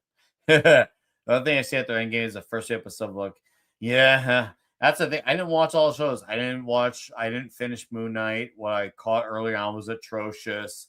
I didn't watch Miss Marvel, even though I heard it was okay. Like I didn't catch all those shows. Didn't finish season 1 of What If. Didn't watch season 2 and 3 of it, which is like crazy that they even made that many. There's a lot I didn't see and didn't watch Ironheart. Nope, didn't watch Ironheart. Don't care to watch Ironheart. Fuck Ironheart. Don't need that in my life. So I'm okay. I'm okay with not seeing. There's a lot that I have not seen and have no intention of seeing, and I'm okay with that. I did see Deadpool Wolverine. I really enjoyed that actually. I really did, but I don't need to be a part of every conversation. Didn't see Quantumania. No idea. Still haven't seen Guardians 3 at all either. I didn't really care about a lot of these movies. I just didn't. So it's like, why?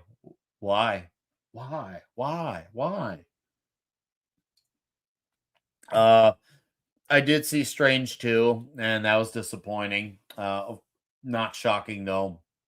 Really not shocking. I didn't watch that Spider-Man Disney Plus cartoon. I think I watched one episode and I said, fuck this show. Daredevil Born Again season 2, didn't watch at all. And Daredevil is my second favorite comic character of all time. Didn't watch season 2. Had no interest in. After what was going on in season 1, no. What's up, TZ? Can you bring attention to the bro code message? Sure, why not? Yeah, they cracked the code is what happened. They cracked the code. It was nice to see that they cracked the code. I was like, oh, damn, man, we cracking the code here. I love to see that. No, that was cool to have. It was one of those things where, we got friendship. Our friendship has made us together once more. And that was great because, once again, the whole Spider-Man message of when he wins, he loses. Yes, he got Jean Grey out of the crazy situation that she was in that could put New York City in terrible danger. And he lost Michelle Jones. He's never going to have her back in his life. Once again, as logical as it was, still very heartbreaking. But he hit one of his friends back. So he lost something, but got something in return. So it was that whole perfectly balanced as all things should be. And I see Tom is in the chat with the link. Tom, just put in the comments when Andre awakes, and I will get the stream set up to transfer people over. I know I only have 20 people of you here, but by the way, all 20 of you for being here. Thank you. I appreciate it. I'm going to highlight that. Oh, are you a mod? You are a mod. Oh, never mind. So the link shows this. I forgot that you were a mod. Good. Even better. I'm glad you have the power.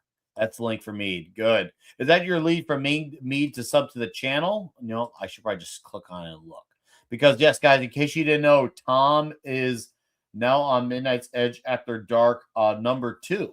So, you know what? Yes, go sub to him. Yeah, he has 543 subs. And my man here, he's going to need some watch hours. All right? Some watch hours. So let's help the guy out, okay? Please go sub to Tom. I have a lot of you as viewers because of Tom. That's just the facts of life. Like Paulie, like Klobby before him. Tom is one of the big instrumental names why I have a lot of you guys. Thank you guys. And the fact that you're all still here considering I'm a lot more part-time on YouTube. Thank you. But Tom deserves that sub. He really does. He does a lot for this corner of YouTube, and he doesn't get enough thanks in the world for it.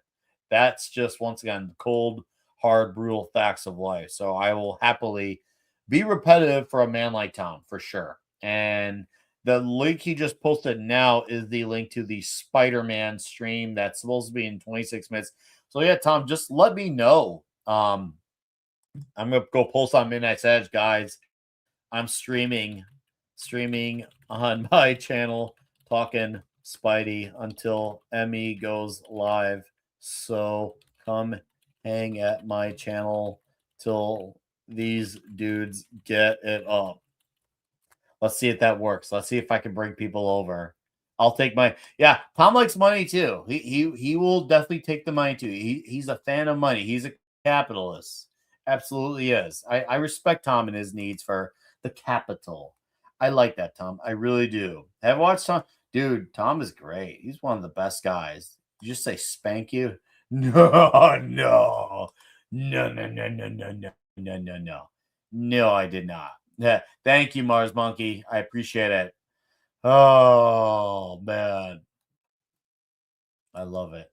Yeah, now I just let the Midnight's Edge chat know. Hey, if you want to hang out, I got nothing going on. Come hang out over here until Tom goes live. Probably just waiting for Andre to go live. Nick would never say spank you. No, that is not my style.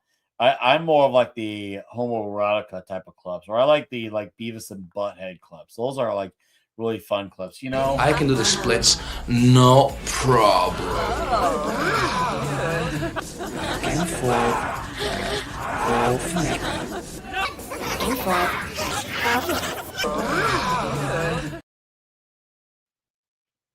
It's true. It's true. I'm just saying.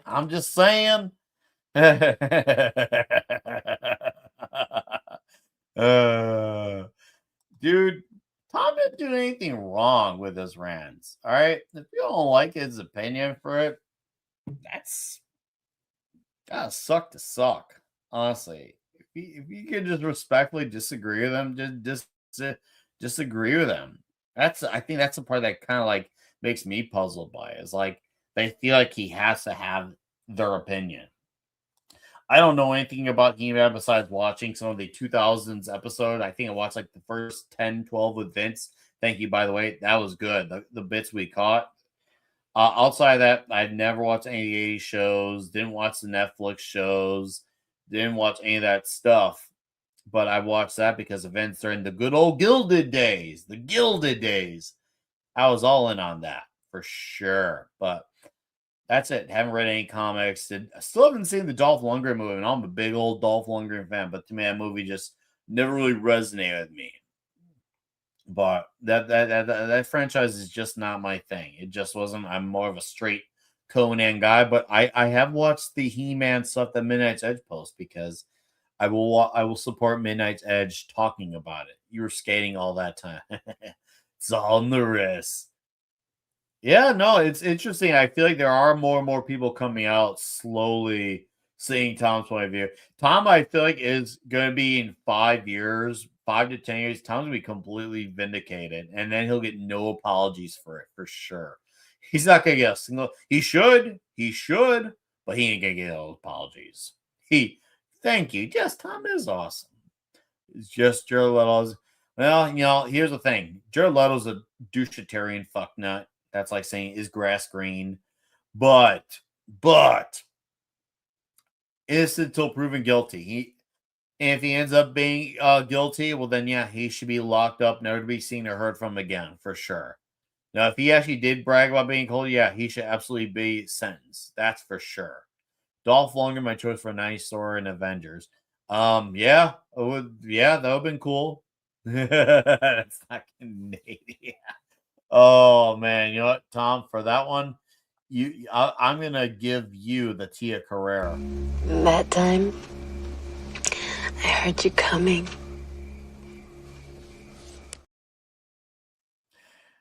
Gian McFoggy, good or bad? Good. Spider-Man was good. Sorry, I've gone on a tangent here for the last 5 minutes, just having fun because the chat's really interactive and they're just being funny. But Spider-Man Brand New Day was really good. I enjoyed it. Got a great Killer Cup out of it and had a great time. Theater had a great time. Kids had a great time.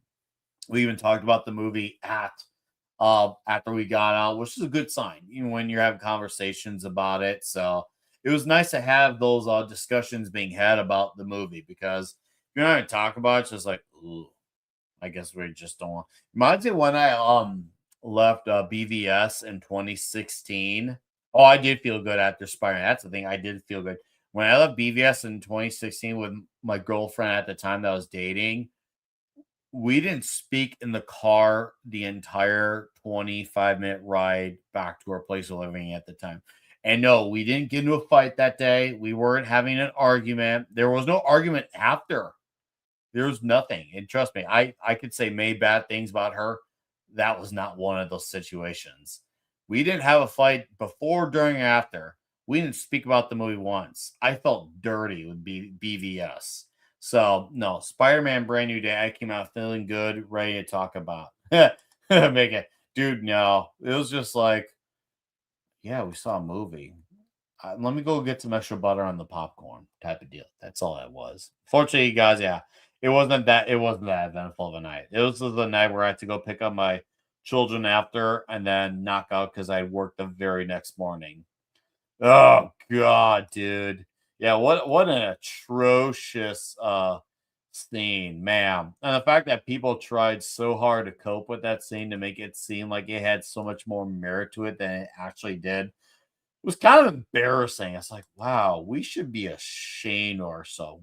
We used to be a proper country, and now we're doing this. It was sad. It was very sad. I was like, bro, what are we doing here, man? What are we doing here?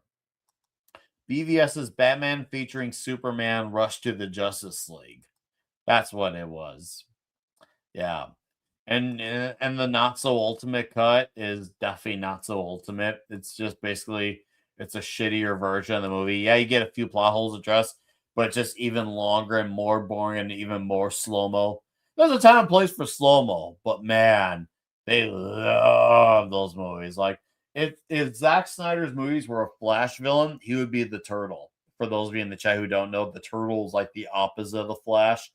He actually gets by being slow and making everything else in the world super still and slow, where he kind of gets by just being himself as the Turtle.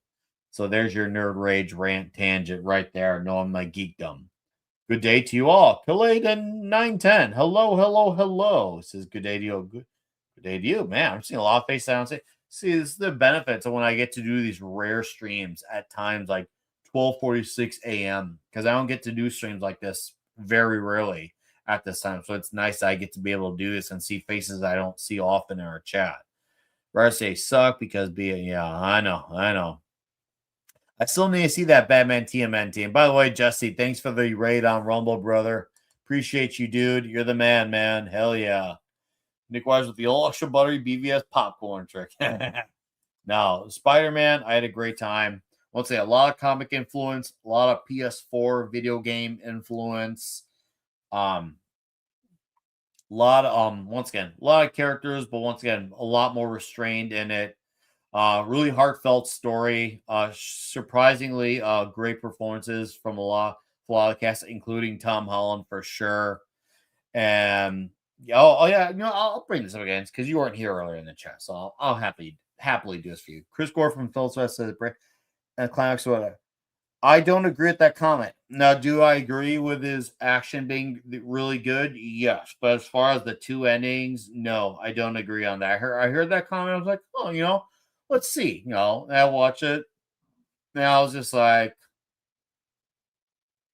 I mean, you could, to me, it didn't feel like the ending of the movie. I could see why he may have felt that way, but to me, it just felt like, okay, there's something going on here, but there's still something more to this. And maybe he thought it was going to be end. I didn't feel that way. And I feel like if anyone should have not felt that way, it'd be Chris, because I'm pretty sure he's got me beaten seeing more movies than I have. I'm sure he's run circles around me because obviously he sees a lot more movies than I do in 1 week than I have in, let's just say, a few months, because I am very like condensed to like these action movies and like cartoon movies and like Spider-Man. I mean, the current King at 12. Yeah, the two. To me, it wasn't an ending. It was just just getting to building up to the final act is what I was getting out of it. So I didn't see it that way. Good to it's all good, man. Appreciate you. You watch Spider-Man's white privilege. That's good. You guys are killing me. I love you. Between this and Nick Talks Trek, I'm gonna miss you guys for the rest of the week after I do these two shows. Oh God, yeah, dude, right? Seriously. Oh man.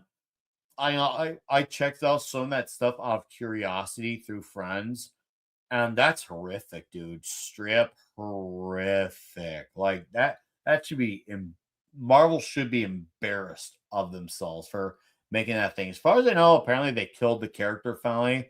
I'm sure the 5 fans who still read the Spider-Man comics are probably happy with it, but man. Oh man. Paul, what a horrific thing. Yeah, Paul could be, man. He could be for sure. It's one of those things where I don't want Miles Morales in these movies, but eventually they're going to do it. And here's the thing: it might also come to a point where maybe they can't use him because Sony's so all in on him with their animated trilogy. So maybe it's one of those things where they're originally wanting to use them, but they can't. Who knows? Once again, 25% and all that stuff. Tom and Andre's videos from like 5 years ago cover all. What's up, Jeffrey Miller? How you doing? Welcome to the channel. I haven't seen you here before, but if you're new here, thank you. Enjoy what remains of the show. Probably go on for another 10, 15 minutes, and then we're gonna redirect all 20 of you to Midnight's Edge because hell yeah. Can't wait for the lesbian She-Ra film. I haven't seen Paul Chatto. I haven't seen. I'm curious to see what Paul Chatto thought on Spider. I know Jeremy Johns. I think his name is. Is that his name? Jeremy Johns. Black hair guy, bearded guy. Is that his name? Jeremy John. I watched his. He really enjoyed Spider-Man. He really enjoyed the movie, and I'm with him on that. I'm definitely with him on that for sure. I think a lot of normies are going to enjoy it. I think comic fans are going to be. I think it's going to depend on where people are at with the movies, honestly, even comic fans. Because I know there's comic fans who are really attached to the Toby movies and still have not and I get it, for right reason, still bitter about them never finishing it. Sorry, you know what? That was Sony's fault for not doing that. I'm sorry that happened. It was unfortunate that they ended that story abruptly, but that was a Sony thing. I made peace with that a long time ago, so maybe it's a bit easier for me to accept that. And I know that some of my buddies, and there are Andrew fans on here as well. There are definitely some Andrew Garfield fans of those two movies. And those guys popped in and they wanted that story complete. I get it, man. And that's how a lot of those stories happen. They start, and as soon as they're not well received, you get the rug pulled off from under you. And obviously, they were losing a lot of money at that stuff.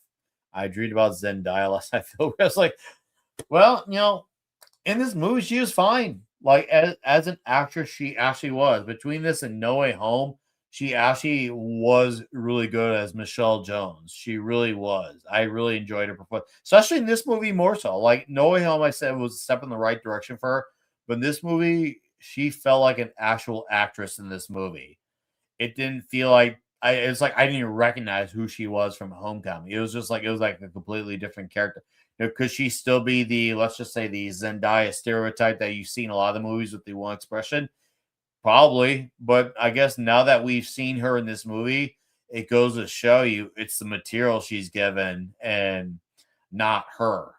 Or maybe she was limited in range and now she's gotten better. I don't know. But you guys can all tell me when we see Dune 3. I'm not going to see Dune 3. I'm not a Dune guy. What's up, Jesse? How you doing, buddy? He says, dude, bro. Dude, bro to you, my dude.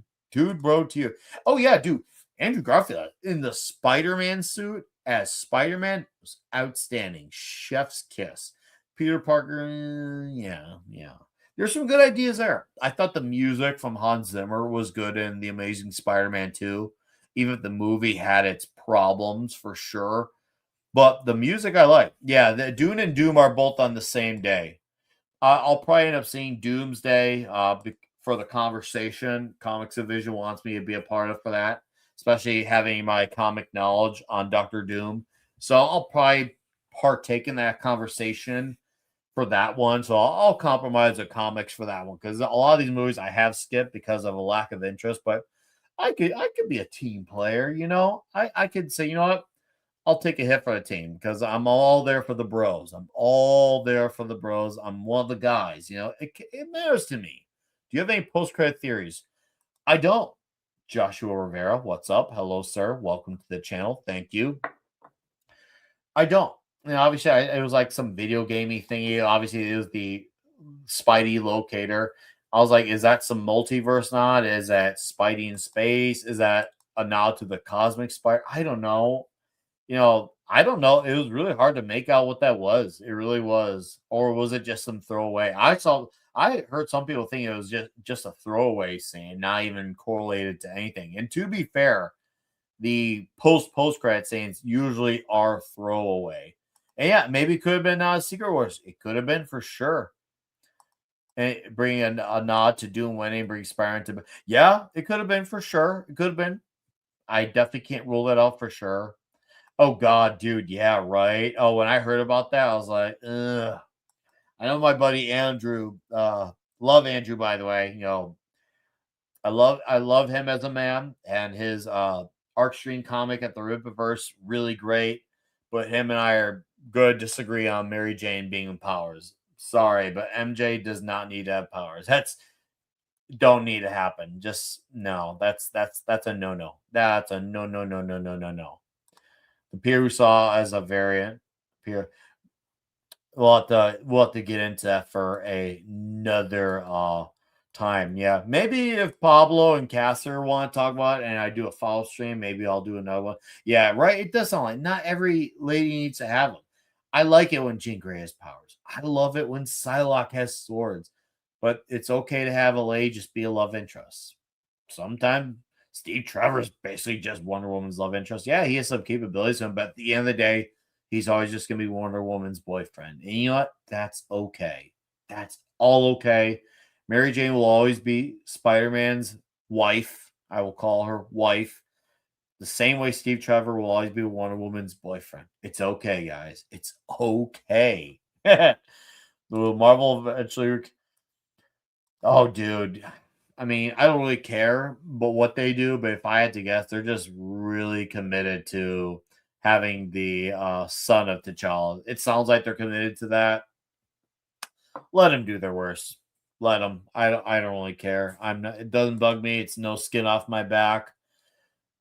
When I say I've made my peace with this stuff, I meant it when I said it. And that's not because Project Hail Mary or Gosling's like, yeah, people say that. And they do. Some people do say that, and actually maybe they just say that as a way of coping with how they actually feel. But for me, I don't care. I don't. Is he the son of Storm? Yeah, who knows? Who knows? But yeah, that post-credit scene, maybe it wasn't, but either way, we still got a self-contained Spider-Man story with loose ties to other things that wrapped up a whole adventure, but once again, there's some room for more in case they could want to go places. But once again, I just want my Craven. I want my Craven. I want my Craven. Craven back ribs. I don't know why it's saying about Craven and ribs. But I just like slap happy. I mean, to be fair, I've been going since, so it's 12:58 on my side. I've been going since 5:30 a.m. That's crazy. 5:30 a.m. this morning. So I have been up for, I'm going to be going on 20 hours. 20 hours. And I held off on caffeine until 6 p.m. later today because your ribs do sound good, man. After I had the nachos at the theater, and the nachos are good. I'm just glad I was able to actually get Spider-Man merch. I didn't think I was going to get any. I didn't think I was going to get a single thing. I was like, we all sold out. No, got my sweet ass cup, and it's killer. And I had my kids pick out a cup because there's 3 different designs. I'm like, you pick. Otherwise, I'm going to be here all day accomplishing nothing in life. And I want to accomplish something. Rumble flag, yeah. Maybe I'm not the rest. No, I like the Rumble flag. I'm something of a fan myself, but the Rumble flag for sure. But guys, what are you hoping now that you know, like Michelle Jones, it sounds like she's romantically out of the picture very definitively. Do you think they walk that back, or do you think they're gonna make way for Gwen Stacy or Black Cat or an actual Mary Jane Watson? Where are you guys at with it? I want to know what do you guys think now that like she was very heartbreakingly clear, like I don't feel this at all. Once I was like, bro, ooh, heartfelt, man, heartfelt. Once again, as sad as it was, I can't blame her, but man, I was gut punching, dude. That here, yeah, it seems like they've actually been doing good not having them do that. That's, I will say, too much email. I don't agree on that, Price. I don't agree on that one. But good to see you, man. Happy you're here. I don't know what Disney's doing. I don't think they know. No, they definitely don't. Black Cat is sexy. Yeah, of course the guys are like, gotta have Black Cat. Yeah, it'd be cool to have Felicia Hardy. It would be cool to have her, especially but you gotta have a character like that. You gotta do it right. And luckily, it seems like she's got enough fans that they know that if they really try to take some major liberties, that they're gonna hear the wrath of it for sure. It's kind of like one of the reasons why they actually said back in 2019 or 2020 why they did the Eternals. That was one of the reasons. It wasn't the sole reason, but one of the reasons was because they knew they would actually get less blowback with a bunch of super duper obscure characters. And I hate admitting it, but they were right on that. They did get a lot less blowback. I mean, guys like me and Klobby obviously acknowledged some of the issues. I know to a lesser extent, Gary Nerdrock did in his Eternals review. But yeah, there was not much of it. A lot of people are just judging it by how bad of a movie it was, which is obviously a whole other thing in itself. But as far as like the inaccuracies, oh boy, yeah, dude, forget about it. Forget about it. Do you think the race off Felicia? Yeah, it's possible. I mean, I don't know. That is that. No, do I think that's a more likely outcome than to have Peter and Ned be hooked up? Yeah. If I had to pick which one's the likely outcome, I would bet on that one. Would I like neither to happen? Yeah, of course. But once again, it's gonna be no skin off my back if they do. If they do, because once again, I don't see all these things. I don't, and that's okay. I go where it makes sense for me. That's just what I do. That's what heroes do. What's up, guys? 24 of you in this chat, man, going strong. And it's 1 a.m. at night. Holy smokery smoke-a do. I love seeing you all here. This is excellent.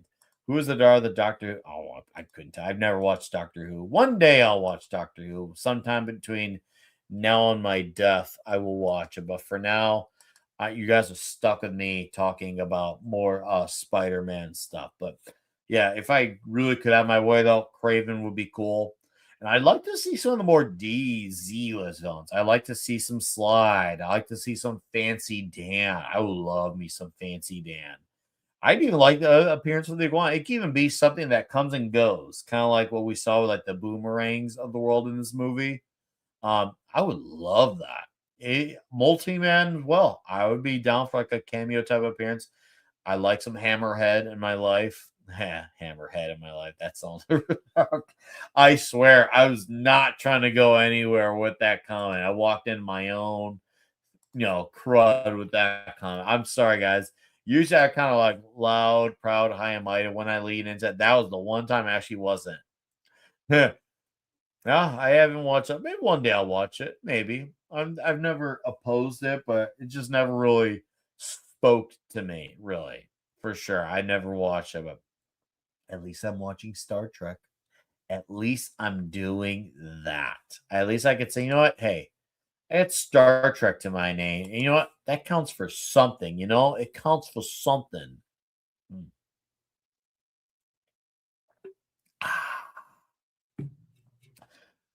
I'd like to see Harry Osborn be brought. I know we've already covered a lot of that ground, but I feel like it's been enough time now. It's been 12 years now. I feel like it's time to bring back Harry Osborn now. I feel like it's time to bring back Harry Osborn into the picture, and let's go for that. Let's go bring Harry. And you don't have to even have Norman become the Green Goblin right away. Just bring in, you can even start bringing Harry first and then bring in Norman. I remember in the 90s animated series, they brought in the Hobgoblin first before they brought in the Green Goblin. I remember, to be fair, there was a particular reason for that. I think they couldn't use the Green Goblin at first until they could. I can't remember the whole ordeal there, but regardless, you can bring in Harry first. Why not the Gibbon or wherever that money? Oh God, the Gibbon. Actually, for a throwaway villain scene, I'd be fine with the Gibbon. I would. I'd be very fine with that. I would love that, actually. The more I think about it, the more I kind of like that. You're like, well, yeah, oh God, yeah, Willem Dafoe's Green Goblin, even with that awful Power Ranger suit. And that suit was awful. Oh boy, was it awful. But boy, his performance made it. That mirror scene is what made it work so well. It's that damn mirror scene. Really. Hopefully it's not race. Oh God, yeah, I heard about that. The cartoon. I don't remember. I watched the first episode and didn't go beyond that, but I heard about the Harry. I was like, oh no, guys, we don't need that. Well, see, we all know the reason why, Garfield. They wanted to overcomplicate it. They thought they were smarter. They thought that they could do it better, that they could be innovative. And then they got nothing. All you had to do is just say, you know what? Let's just have this movie be Ricky Ritardo and just go for it. Yes, absolutely did. It made me forgive how atrocious that suit was. Absolutely, Price. Abso-freaking-lutely. Blade as Disney. Yeah, well, everything is until it isn't. The definition of that term changes on the daily. Yeah. Let's see here. Yeah. Hopefully Andre gets up soon. Because I was gonna say I got like half hour, 40 minutes. Otherwise, I gotta be splat. I'm gonna fall flat as a pancake the same way Gwen did in Amazing Spider-Man 2. No, sorry, Gwen. Not trying to be mean to you, but just saying. Uh, the move ends right. It ends right there. Yeah, it could. Yeah, that's true. But also, is he the type of guy who can pull that off too as well because of how guarded he is? Yeah, it's that whole closed off mentality. It's definitely a bit of a closed off mentality for sure. Because it's that whole letting people in type of deal. I get that. I mean, I have aspects of that in my personal life that I'm guilty of because it's because I'm cautious. I'm a cautious son of a bitch. I'm very protective of who I let in, and I need to be. I'm a dad. I gotta be very wary of who I let into my life. So does that make me exclusive in that regard? Probably, but is it worth it? Yeah. Heading out. Hey, have a good night and morning to you, Sir Garfield, sir. Thanks for being here, man. Thank you. I appreciate it.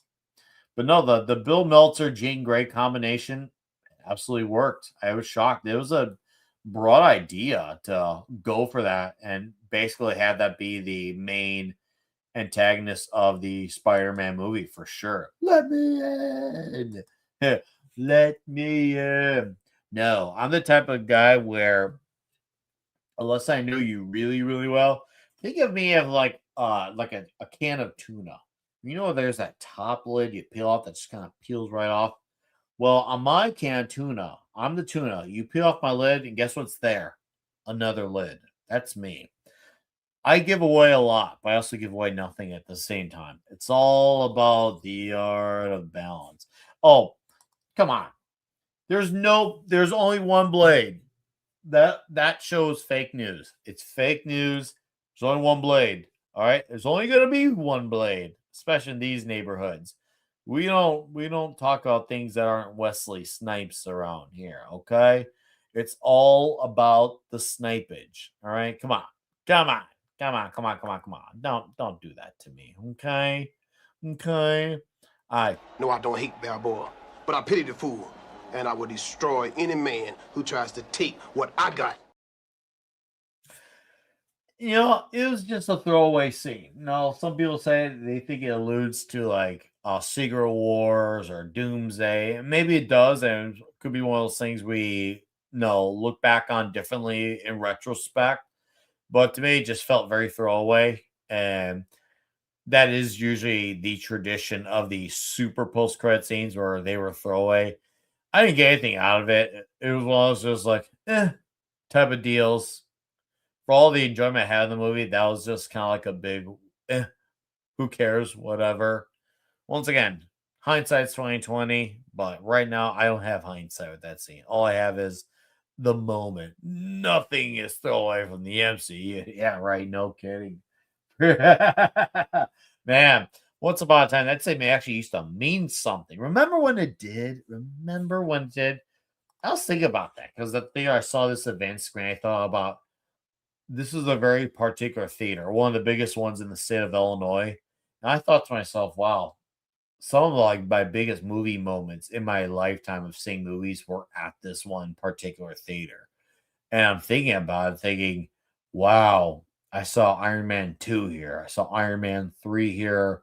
I saw The Dark Knight at this theater. I saw Spider-Man 2 at this theater. Saw Spider-Man 3 at that theater. There's a lot of big memories with that particular theater I went to for tonight's movie.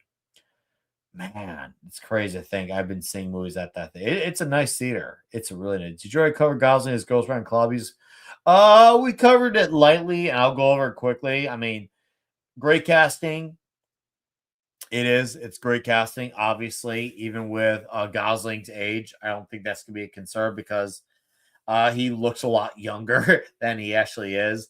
The only issue is now is Will it be a Johnny Blaze story, or will it be a Johnny Blaze and friends, or Johnny Blaze and his daughter story? It needs to be a Johnny Blaze story. He needs to be the only hero in that movie. As much as I love a Daredevil or a Johnny Storm, we don't need those characters. I'm just bringing up character by the way. I'm just spitting out names, spitballing. Well, which writer is he going to be? Oh, he's probably going to be Johnny Blaze. He's going to be Johnny Blaze. Doomsday trailer, to me, it was the most okay trailer ever. It was the definition of okay. Cyclops looked great.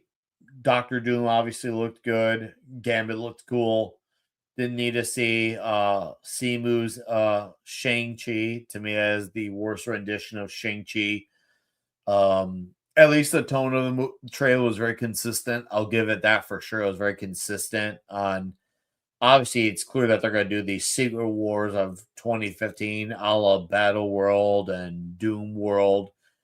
Oh boy, that's a complex story. Are they going to do a simplified version of that? That probably actually would be for the best that they did, because that story is just so layered to the point where the average mind would just zoom, fly over them. Culture Brett says Ryan Gosling over Keanu Reeves. I didn't know Keanu Reeves, was he considered for it? If he was, I didn't know if he was. But if he was, that's news to me. But looks like, guys, looks like they're wrapping up. So you know what, guys? We're gonna wrap this stream up, and I'm gonna redirect you to Midnight's Edge to go listen. Maybe I'll drop in over there with the boys, Tom and Andre. And if I don't, please give them my regards. But let me get that stream redirected. But anyways, I got Nick Talks Trek at noon tomorrow. Okay. So other than that, that's it for me for streaming for the week. I will see you guys soon. Okay. There we go. Midnight's Edge. Okay. I don't need to plug anything else. Otherwise, I hope to see you guys in the morning. If not, on Midnight's Edge. It says, is Hellblazer DC or more? I think it's DC. But I could be off on that. But guys, Mystique versus Yelena. Oh, God, Mystique. It ain't close. I mean, Yelena's Yelena. She's just Yelena. She ain't going to be Black Widow ever. But yeah, this show's over, guys. All right.